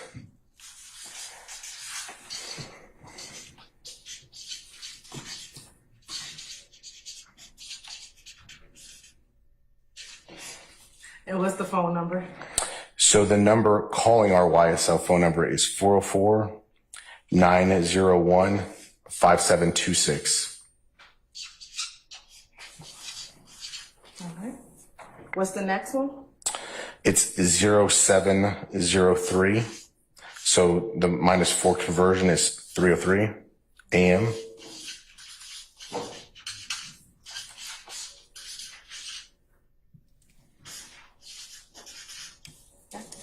Where's that phone plotting? Similarly the same, Brady Avenue Club Compound.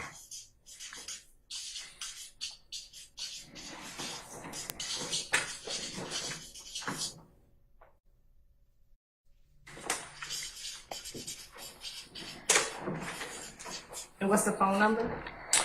So the phone number calling our YSL Enterprise phone number is 404-664-3383, which is what we've identified as Jimmy Winfrey.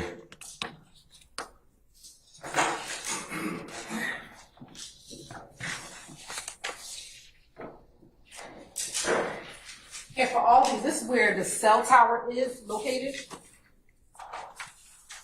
for these plots. Correct. Okay.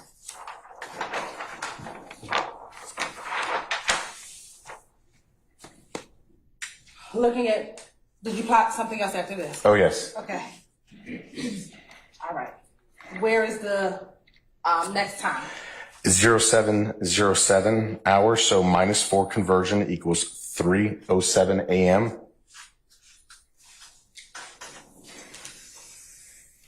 What's the location? So it's going a northwestern direction away from our area of Brady Avenue Club Compound, towards going more northwest towards 285.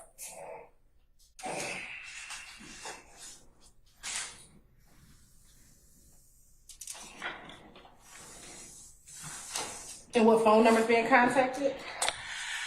So this is our 1990 YSL Enterprises phone number, contacting 678-815-5790.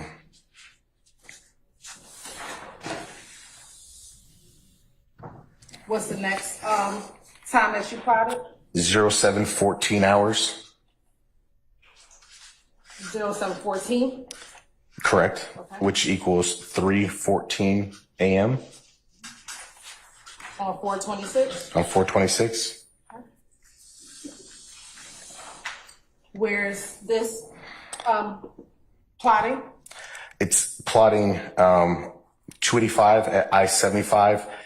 Best reference point is near the Battery Braves Stadium would be my reference point.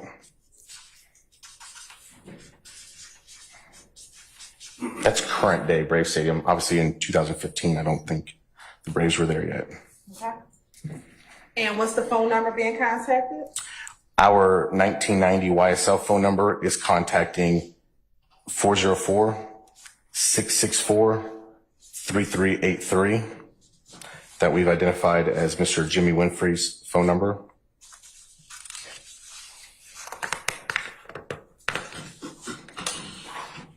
Did you plot enough after this? I did. What is it? 0715 hours, so 3:15 a.m.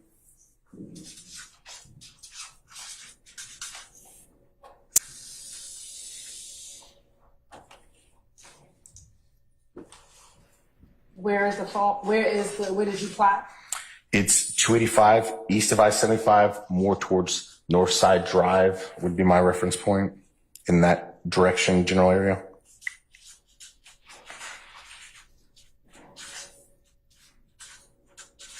Did you say 285 east? Correct. So it's still on the 285 line, east of I-75. And my best reference point would be, I think it's Northside Drive is the next exit, if my memory serves me. Okay. And what number is being contacted? So 404-664-3383. which we've identified as Jimmy Winfrey, is contacting our YSL Enterprises 1990 phone.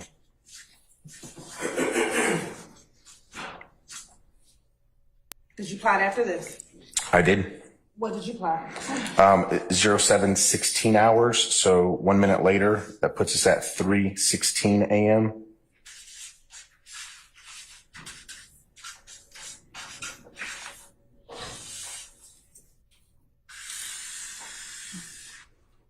Okay. So our YSL phone number, oh, I'm sorry, did you want location? Yes, please. I'm sorry, I jumped ahead. We're still on the 285, going eastbound or northbound, however you want to determine it there. And it's further that northeastern direction, going towards 400. And what number is being contacted? So the YSL Enterprise phone number 1990 is contacting 706-351-7742. Okay. Did you plot after this? I did. What is that? 0718, which puts us at 3:18 a.m.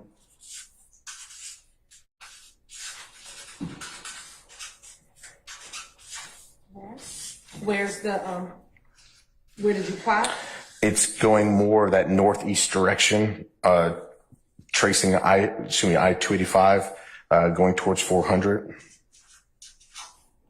I think the next exit's like Roswell Road, around that area. If my memory serves me.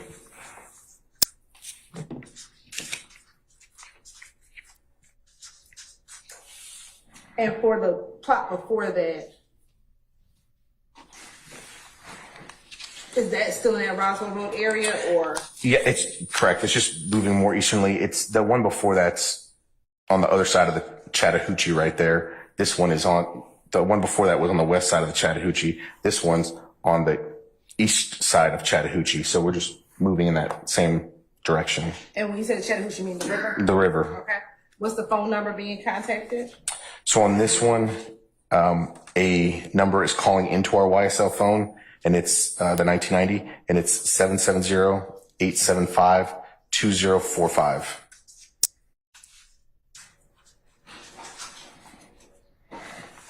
Did you plot after this? I did. What's the next one? The next phone call is at 0728, so that's 3:28 a.m.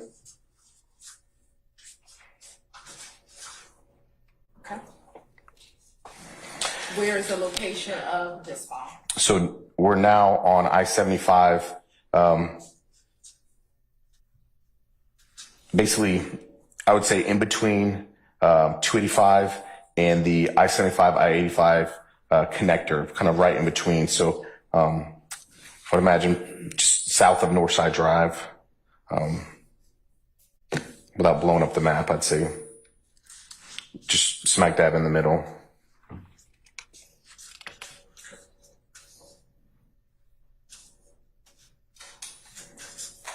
You said I-75. So smack dab in the middle, if you're tracing I-75 from 285 in the Grady curve, smack in the middle of the connector and 285, just right there in the middle on I-75.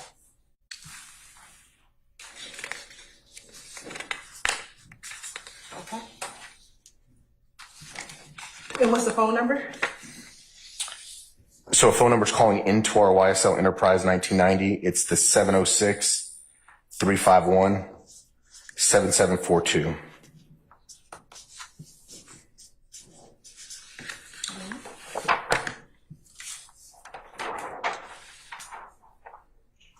Did you plot after that? I did. What's the time?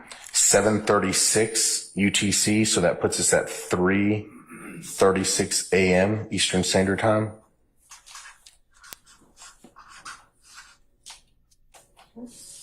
What's the area that was plotted? We're now south of the Grady curve at the I-75, I-85 intersection of I-20. We're south of I-20.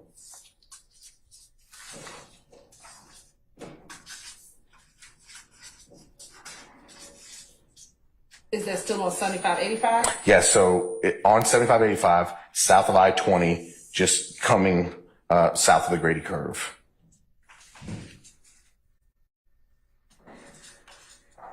Okay. And what's the phone number?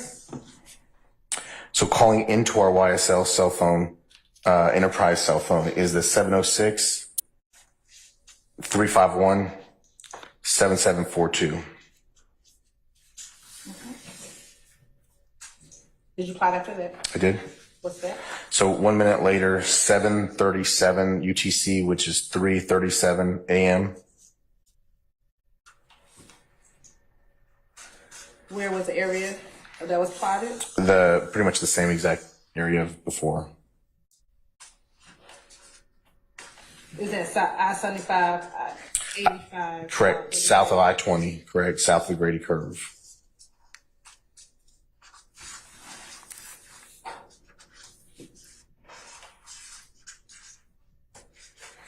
I'm trying to think my Atlanta geography. I think that's like Georgia State's new stadium. That's there, the old Turner Field kind of area.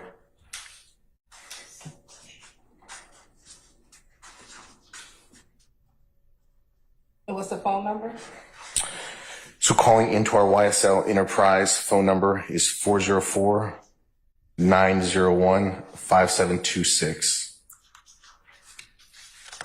Okay. What's the next time? So 0738 UTC, so just 3:38 a.m.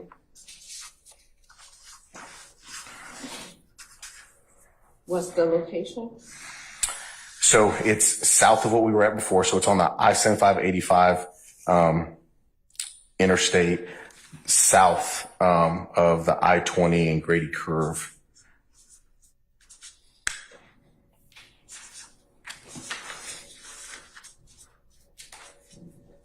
Is that still in the same Turner Field? Old Turner Field location or somewhere else? It's just south of that location.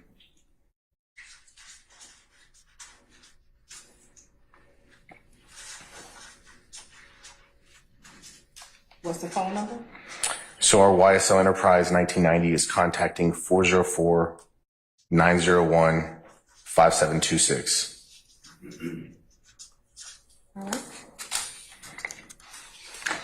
I think last but not least is it's 0753 UTC. So it's just 3:53 a.m.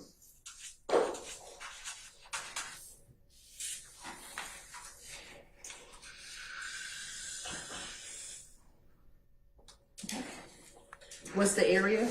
So it's, I would say Metropolitan Parkway near I-20.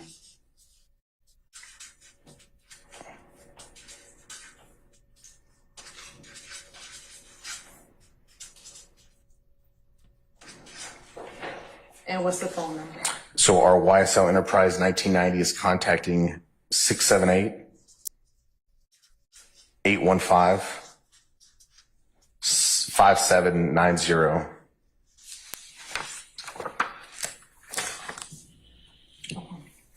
And have we identified that number?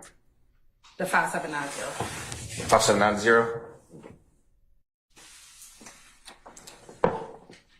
Where's our key at? The first one? No, going back. Last one. Oh, no, it's over here.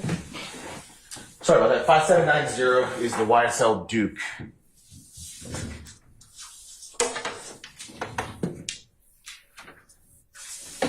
Okay.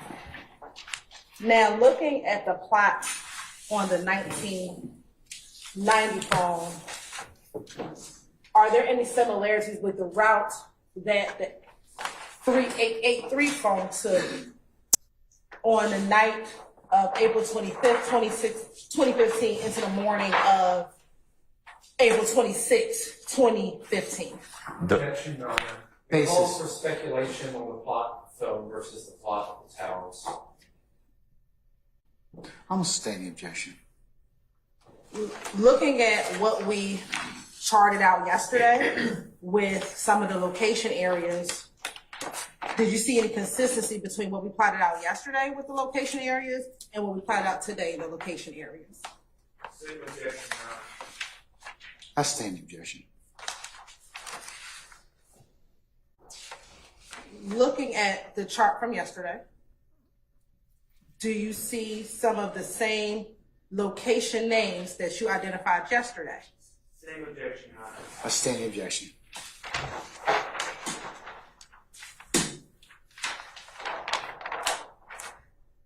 Yesterday at 2:01 a.m., did you notate that on April 26th that this phone, the 3883 phone, was in the area of Brady Avenue? Objection, Your Honor. It calls for speculation. Overruled, sir. I'll sustain as to leading, but I'm not, I'll overrule as the answer. What time, looking at what we did yesterday, at 2:01 and 3:04, is there a notation regarding Brady Avenue? There is. And at that time, what phone number was being contacted? The 1990 YSL Enterprise phone. And based on yesterday, did you identify a particular area based on this chart that we did yesterday? I did. What was that? So that's Brady Avenue, Club Compound. Okay. Now, looking at what we just discussed,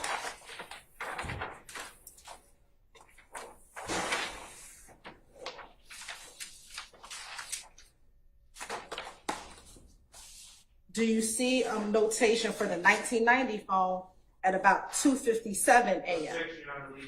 I stand the objection. Is there a line for 2:57 a.m. on what we just charted out? There is. Okay. And on that same line, is that line number 8? Yes, Okay. On that same line number 8, did you identify a general area? I did. What was that? Objection, Your Honor. May we approach? Sure. Thank you.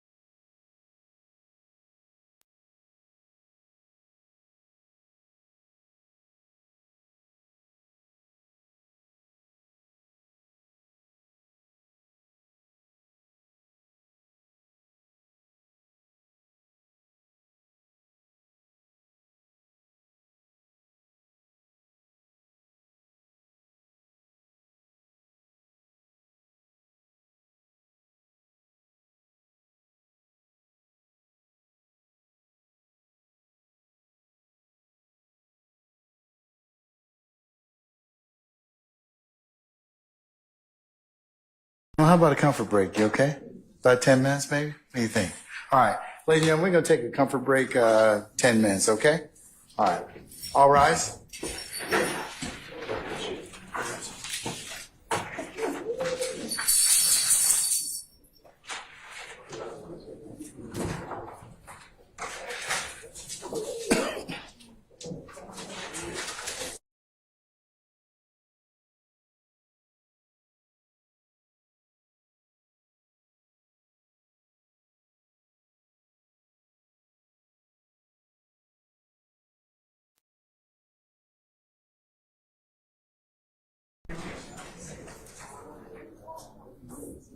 All right. Our jury is left the station.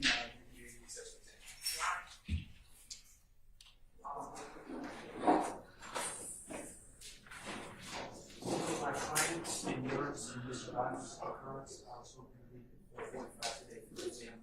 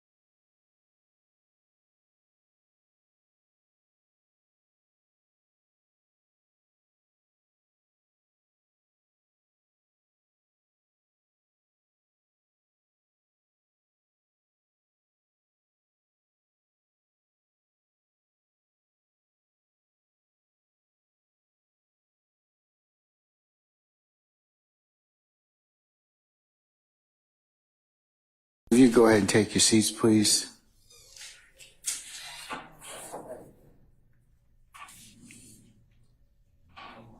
That's Bruce. Everybody here? No, we good. Everybody here? Yes. All right, Sergeant Brown, is everybody here supposed to, seated? I'll note for purpose of record, Mr. Sharp wished to be excused. Mr. Botch, you have the con, so to speak. Mr. Stillwell, that's okay with you, sir?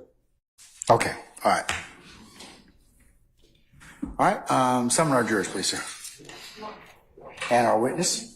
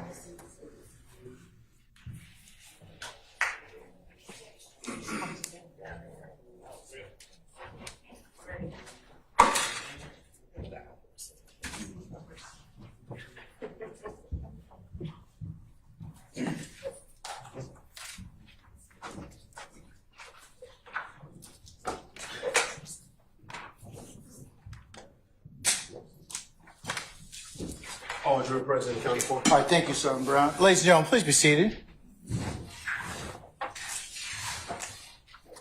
All right, Ms. Hilton, you may continue your examination now. Okay, we're going to now publish the demonstrative of 172 Echo.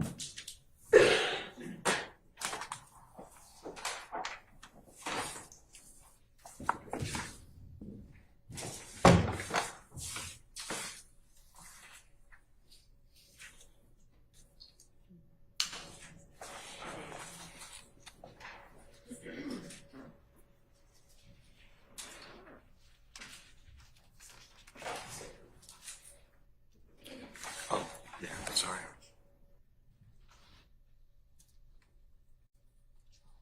Now, first, looking at the first page of 172 Echo,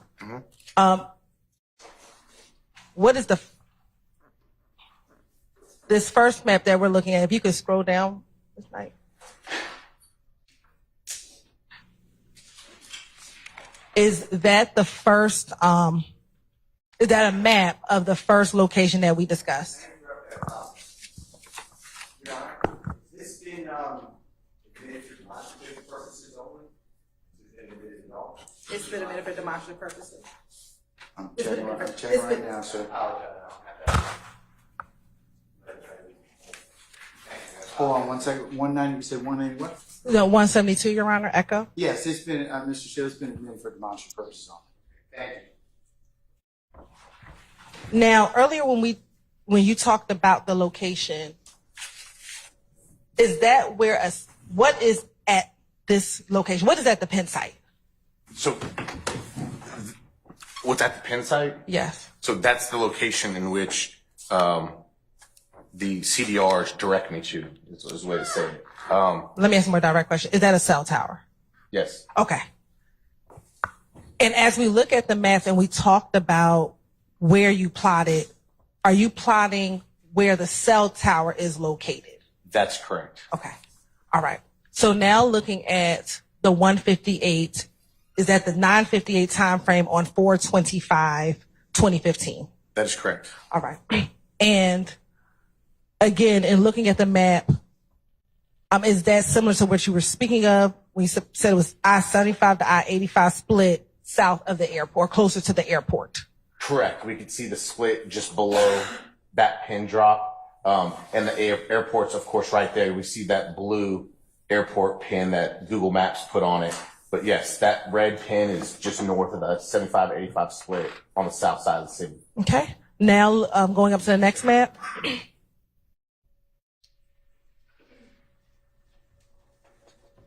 Now, is that the time for 205? Correct. Okay. And again, is that the area that you identified, the cell tower? Excuse me, let me ask you this without leading. What is the pinpoint? What is the red dot? Excuse me. Red dot's the cell tower location. And is that what you identified here as the Metropolitan Parkway area? Yes. So Metropolitan Parkway is that directly north and south, right to the. So that's going to be the Metropolitan Parkway right there. So we're north of I-75, 85, and that's Metropolitan Parkway right there. So I just identified it as a reference point that it's close to the Metropolitan Parkway. And when it came to your investigation, what, if anything, was near Metropolitan Parkway? The Vault Studio. Okay. Now looking at what we identified here as number 3. And is that the 3:04 time frame? Yes, that is. And where is the red dot? So that's going to be where I described, I think, here at the courthouse, basically, west of the Grady curve, which that's the curve. And I'll say Grady's right in the middle, but that's the Grady curve, and just west of the Grady curve, kind of like where we're at now, the heart of downtown Atlanta. And is that where the cell tower is located? Correct. All right.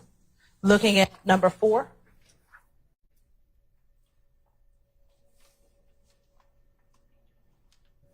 And again, where is the pinpoint and what did you describe? So that's what I described. It's kind of back at that, just north of the I-75, 85 split on the south side. And you can use your stick, or use the stick. So just north of that 75, 85 split, and of course the airport would be like right down here again, but we're just north of that split. And for the record, are you pointing at the screen that is now showing State's Exhibit 172 Echo? That's correct. All right. Now looking at number 5, Yep. which is the 5:13 time. Mm-hmm. You can describe for sure based on the map what we discussed So at that- number 5. Yeah, so that's going to be the 75, as we can see, and the 85 split. And as we described it, kind of near so here's the airport, so we're kind of near the airport. And again, that's that 75, 85 split right there. And again, is that where the cell tower is located? That's correct. All right.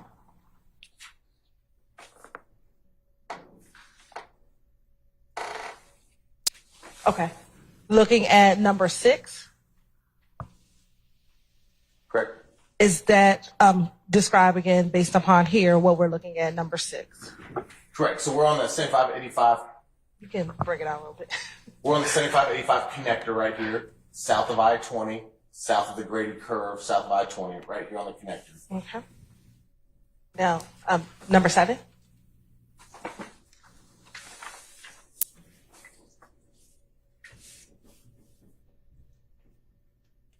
Okay, here we have a 521. So where's that one located? Oh, no, that's 516. I'm sorry. 516, yeah, correct. Okay. All right. What are we looking at here? Yeah, so 516, which is going to put us at 1:16 a.m. That's that pin that we discussed being west of the I-75, 85 connector, just south of 20. And I describe it kind of like the Capitol, because the Capitol is kind of just at the bottom part of the Grady curve right there, where our state capitol is. So we're kind of just south of that location as described previously for 7. And again, is this where the cell tower is located? That's correct. All right. Looking at number 8, which is the time at 6:57.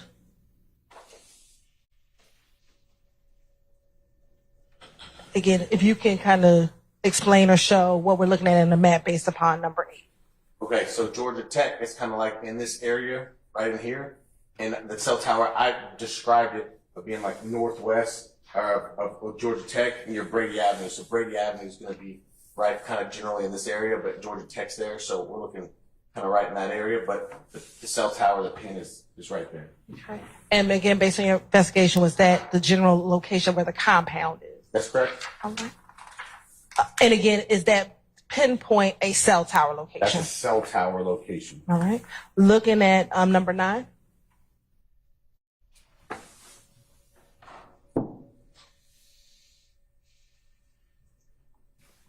Up, I think. I think she. Okay. Come down one. Correct. Okay, right here. Okay, now looking at number 9. Yep, so that's 6:58 UTC, which puts us at 2:58 a.m.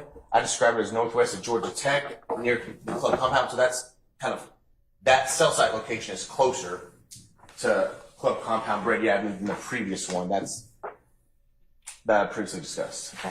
And I think you just said it, but again, is that just where the cell tower is located? A tower located there. All right, I'm sorry, I flipped it. And now number 10.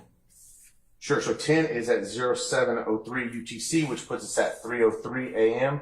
And we're now at the cell tower, kind of like previously described, northwest of Georgia Tech and west of Brady Avenue there. Okay. So based on the records between 257 and 303, the phone it's on 3 different cell towers in that general location. I sustain the objection. Based on between 257 and 303, where are the cell towers located? Overruled, sir. So this cell tower and this cell tower, number 8 and line number 10, those appear to be in that northwestern direction, and this one appears to be compound. So there is at least tower movement, is what we're seeing at the cell phone and the towers. Ms. Hilton, before you pose another question, counsel, can I see you for a second? Don't go anywhere. Don't go anywhere. Don't go anywhere.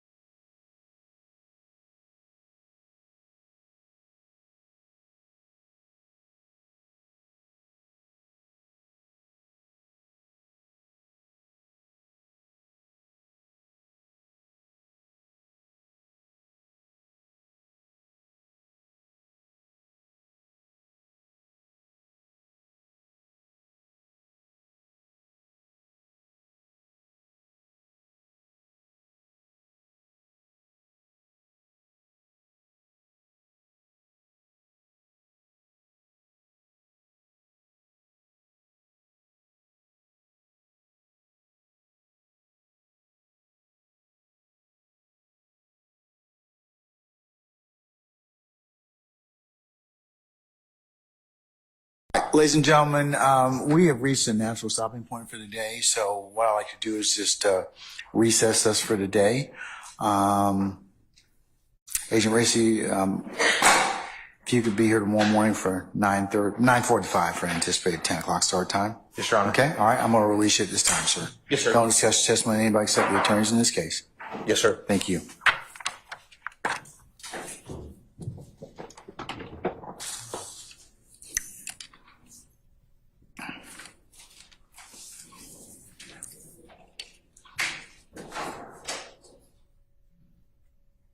All right, ladies and gentlemen of the jury, any minister inquiry of me? Okay.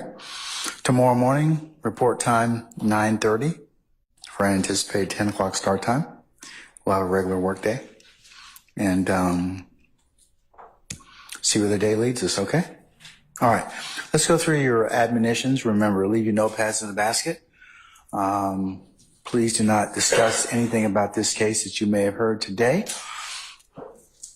either when you're going out or as you are going to get your vehicles or take any mode of conveyance back to your homes in our great county. Please do not discuss this case in any way along with your fellow juror members, as well as your family, friends, or anybody else that may be interested in this particular proceedings. Remember, you're not authorized to tell them anything about what is your experiences thus far or anything that you've heard.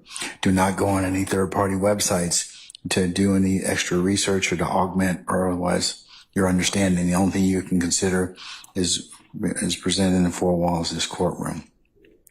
Remember, you cannot go by and visit any of the scenes or that may have been depicted or shown to you. Also,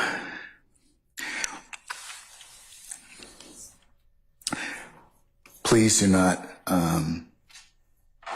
allow for anybody to discuss this case within your presence and hearing. Remember, if anybody should try and discuss this case in your presence or hearing or reach out to you in any way, shape, or form, telephone, email, or otherwise, or in person, you need to let myself and Sergeant Ingram know immediately.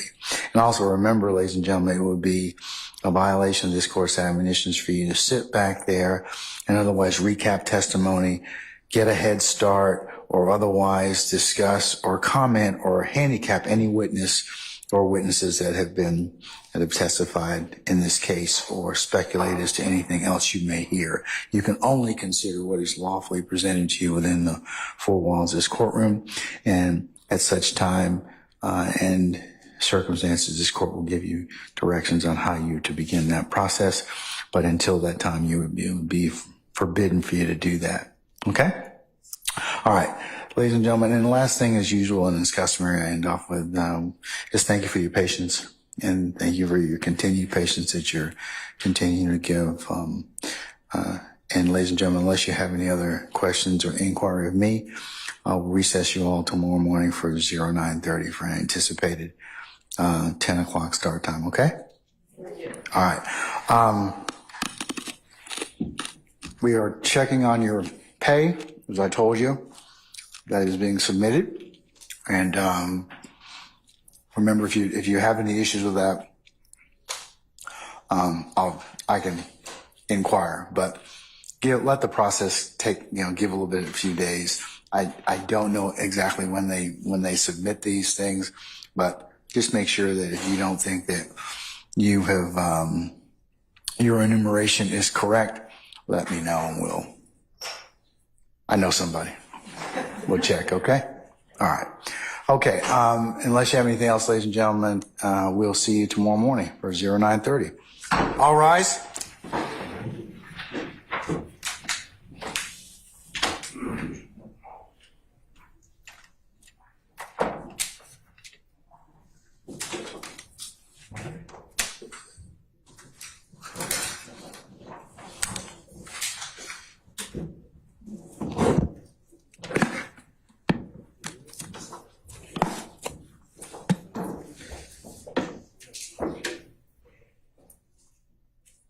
All right, ladies and gentlemen, please be seated. Our jury has left us.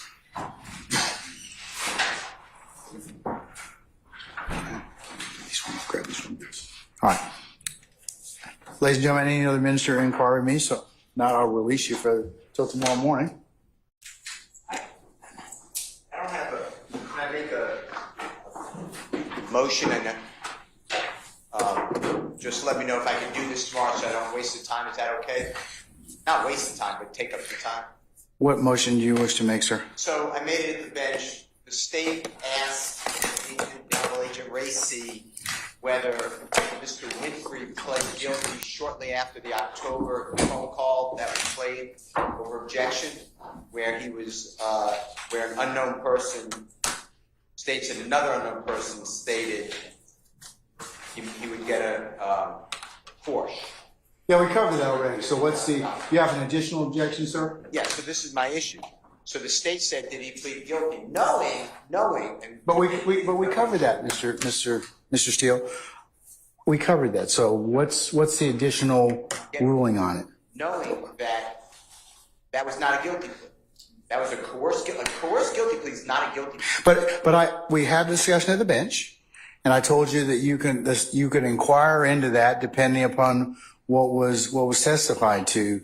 Okay, and I'm going to do that. I propose, but my point is that was so low blow to say a month later a man who was coerced by a Superior Court judge in Cobb County pled guilty, that I don't know if I can overcome that, because the impression is that Mr. Winfrey was being rewarded for his guilty plea.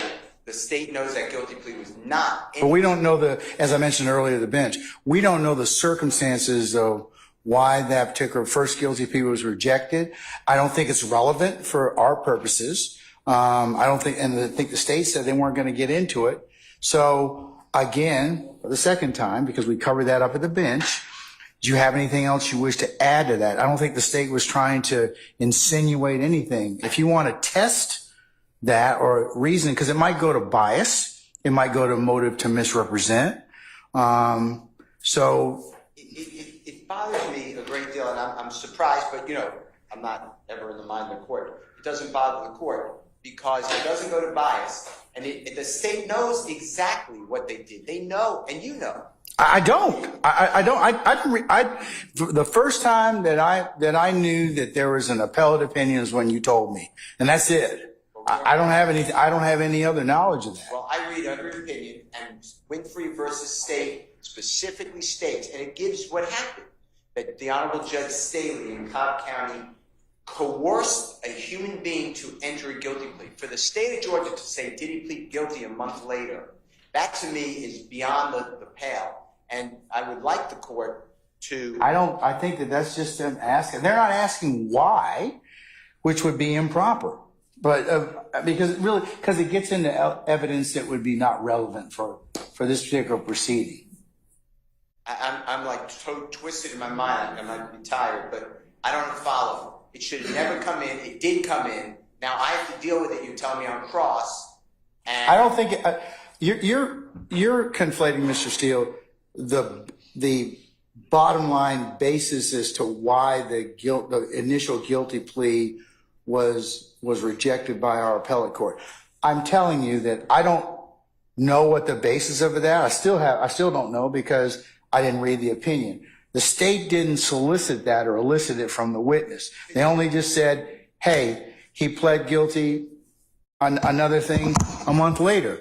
But the relevant portion that the court heard was the fact that if the jury wants to believe it, is the why as to what Mr. Winfrey may or may not have gotten. And that's the only thing that I heard at this point in time. I think that, from being a person who loves what we do and loves the courts, I think it's offensive to say and have an agent testify that a guilty plea occurred when everybody knows or should know that guilty plea is not a guilty plea. It is struck, vacated. Okay, and Mr. Steele, I'm kind of just telling you that the reason and rationale is not, that would be totally improper for us to get into. Okay. I would agree about that, but I don't think that was the state's intention in asking that question. So I'll note your concern for purposes of the record, okay? Okay, so I'm going to make a proffer then for about 10 seconds if I may. And I understand what you said. Of course, I'll follow your rule. But I was going to ask Agent Racy, I was going to take the opinion, and I would be perfect to the opinion. And you stated that this man pled guilty. The man actually wanted to go to trial. He could say yes or no. The man was then told by Judge Staley that she doesn't see him winning. She knows the people in Cobb County. They will not like him. He will go to prison. He's going to be sentenced for X number of years, whatever the opinion says, and then he can answer the questions, and I will then ask the court to strike that testimony again like I did earlier. I understand you're telling me it's not relevant. I believe that it should have never come in the first place, and the state of Georgia has misled the jury. He did not plead guilty a month later because we do not recognize that as a guilty. When I say we, our system of what we call just was not, it was perverted. Okay, all right. Hold on, Mr. Matthews. The state wish to be heard on that issue? Yes, Your Honor. Yes, Ms. Hilton.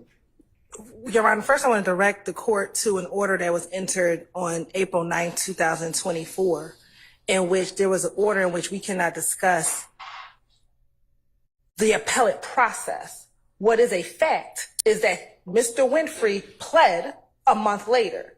what the state asked, which was my next question, and I forget how I phrased the question, did he have to plea again to the same charges? And he said yes, approximately a year later, to show that there was something that occurred and he had to plea again. But the fact remained that 1 month later, he took a plea. Now, the reason why it was overturned, or the reason why that is the appellate process in which the court has ordered that we cannot discuss and that we cannot get into. What Mr. Steele is speaking of is the reason why it was overturned. That is not for this jury to determine. They can know he pled once and then he had to plea again, which is the plea that we had. Because what I can imagine is on cross-examination, if I did not ask that question, they would have crossed him on it. And so what I did was ask him about a fact, which was a fact, and then did something else occur later on, which is also a fact. And if Mr. Steele is going to go into what occurred during the appellate process, he's going to be assuming facts not in evidence, because we never asked him anything about the appellate process. When did I enter that order? On April 9th, 2024. Okay, all right. So I've already dealt with that issue, Mr. Steele. I note your objection, so I don't believe that those questions would be relevant for this inquiry, based upon my order. So, but I'll note your objection for the record, okay? Of course. No, all right. I appreciate your kindness. Can I have 2 more statements for this, though? If you don't mind. I understand the ruling. I just want to make 2 more statements. Yes. Okay, thanks. First one is, I don't know how the state can say I was going to, or anyone, maybe I shouldn't speak for other people. I never had a conversation with the prosecution that I would ever cross-examine a witness on a coerced guilty plea. You made a proffer, that's all. I mean, I don't think we need to spend more time with it, but I'm good. They took the wind out of the sails. I never, ever was going to do that. Number 2, based upon your ruling, I understand it, and I'd just like you to, I'm going to move for a mistrial because I can't cross in it. If it's denied, can you just do what I've been doing? I'll deny the motion for mistrial. I'll go ahead and grant you, I will note that you've asked again for mistrial before the positing of the next question, which you've done. All right. Mr. Matthews, did you have something you wanted to tell? Yes, I just wanted to chime in on that issue that has just been addressed by the court. I wanted to. Which issue, sir? That the Honorable Mr. Steele addressed with the court. Which one? The guilty plea. Okay. Or lack thereof. Okay. So essentially, Your Honor, when the state had Agent Racy on the stand, they started with the jail call. They played the jail call, give you a Porsche and a $250,000. Then they identified this person shot. What did you hear him say? Heard a $250,000, Porsche purchase. What was significant about that call? And then, Your Honor, the state said, now did a month later did Jimmy Winfrey plead guilty? In the testimony, the response was he pled. Mr. Steele made an ask to approach. We approached. He made his points at the bench.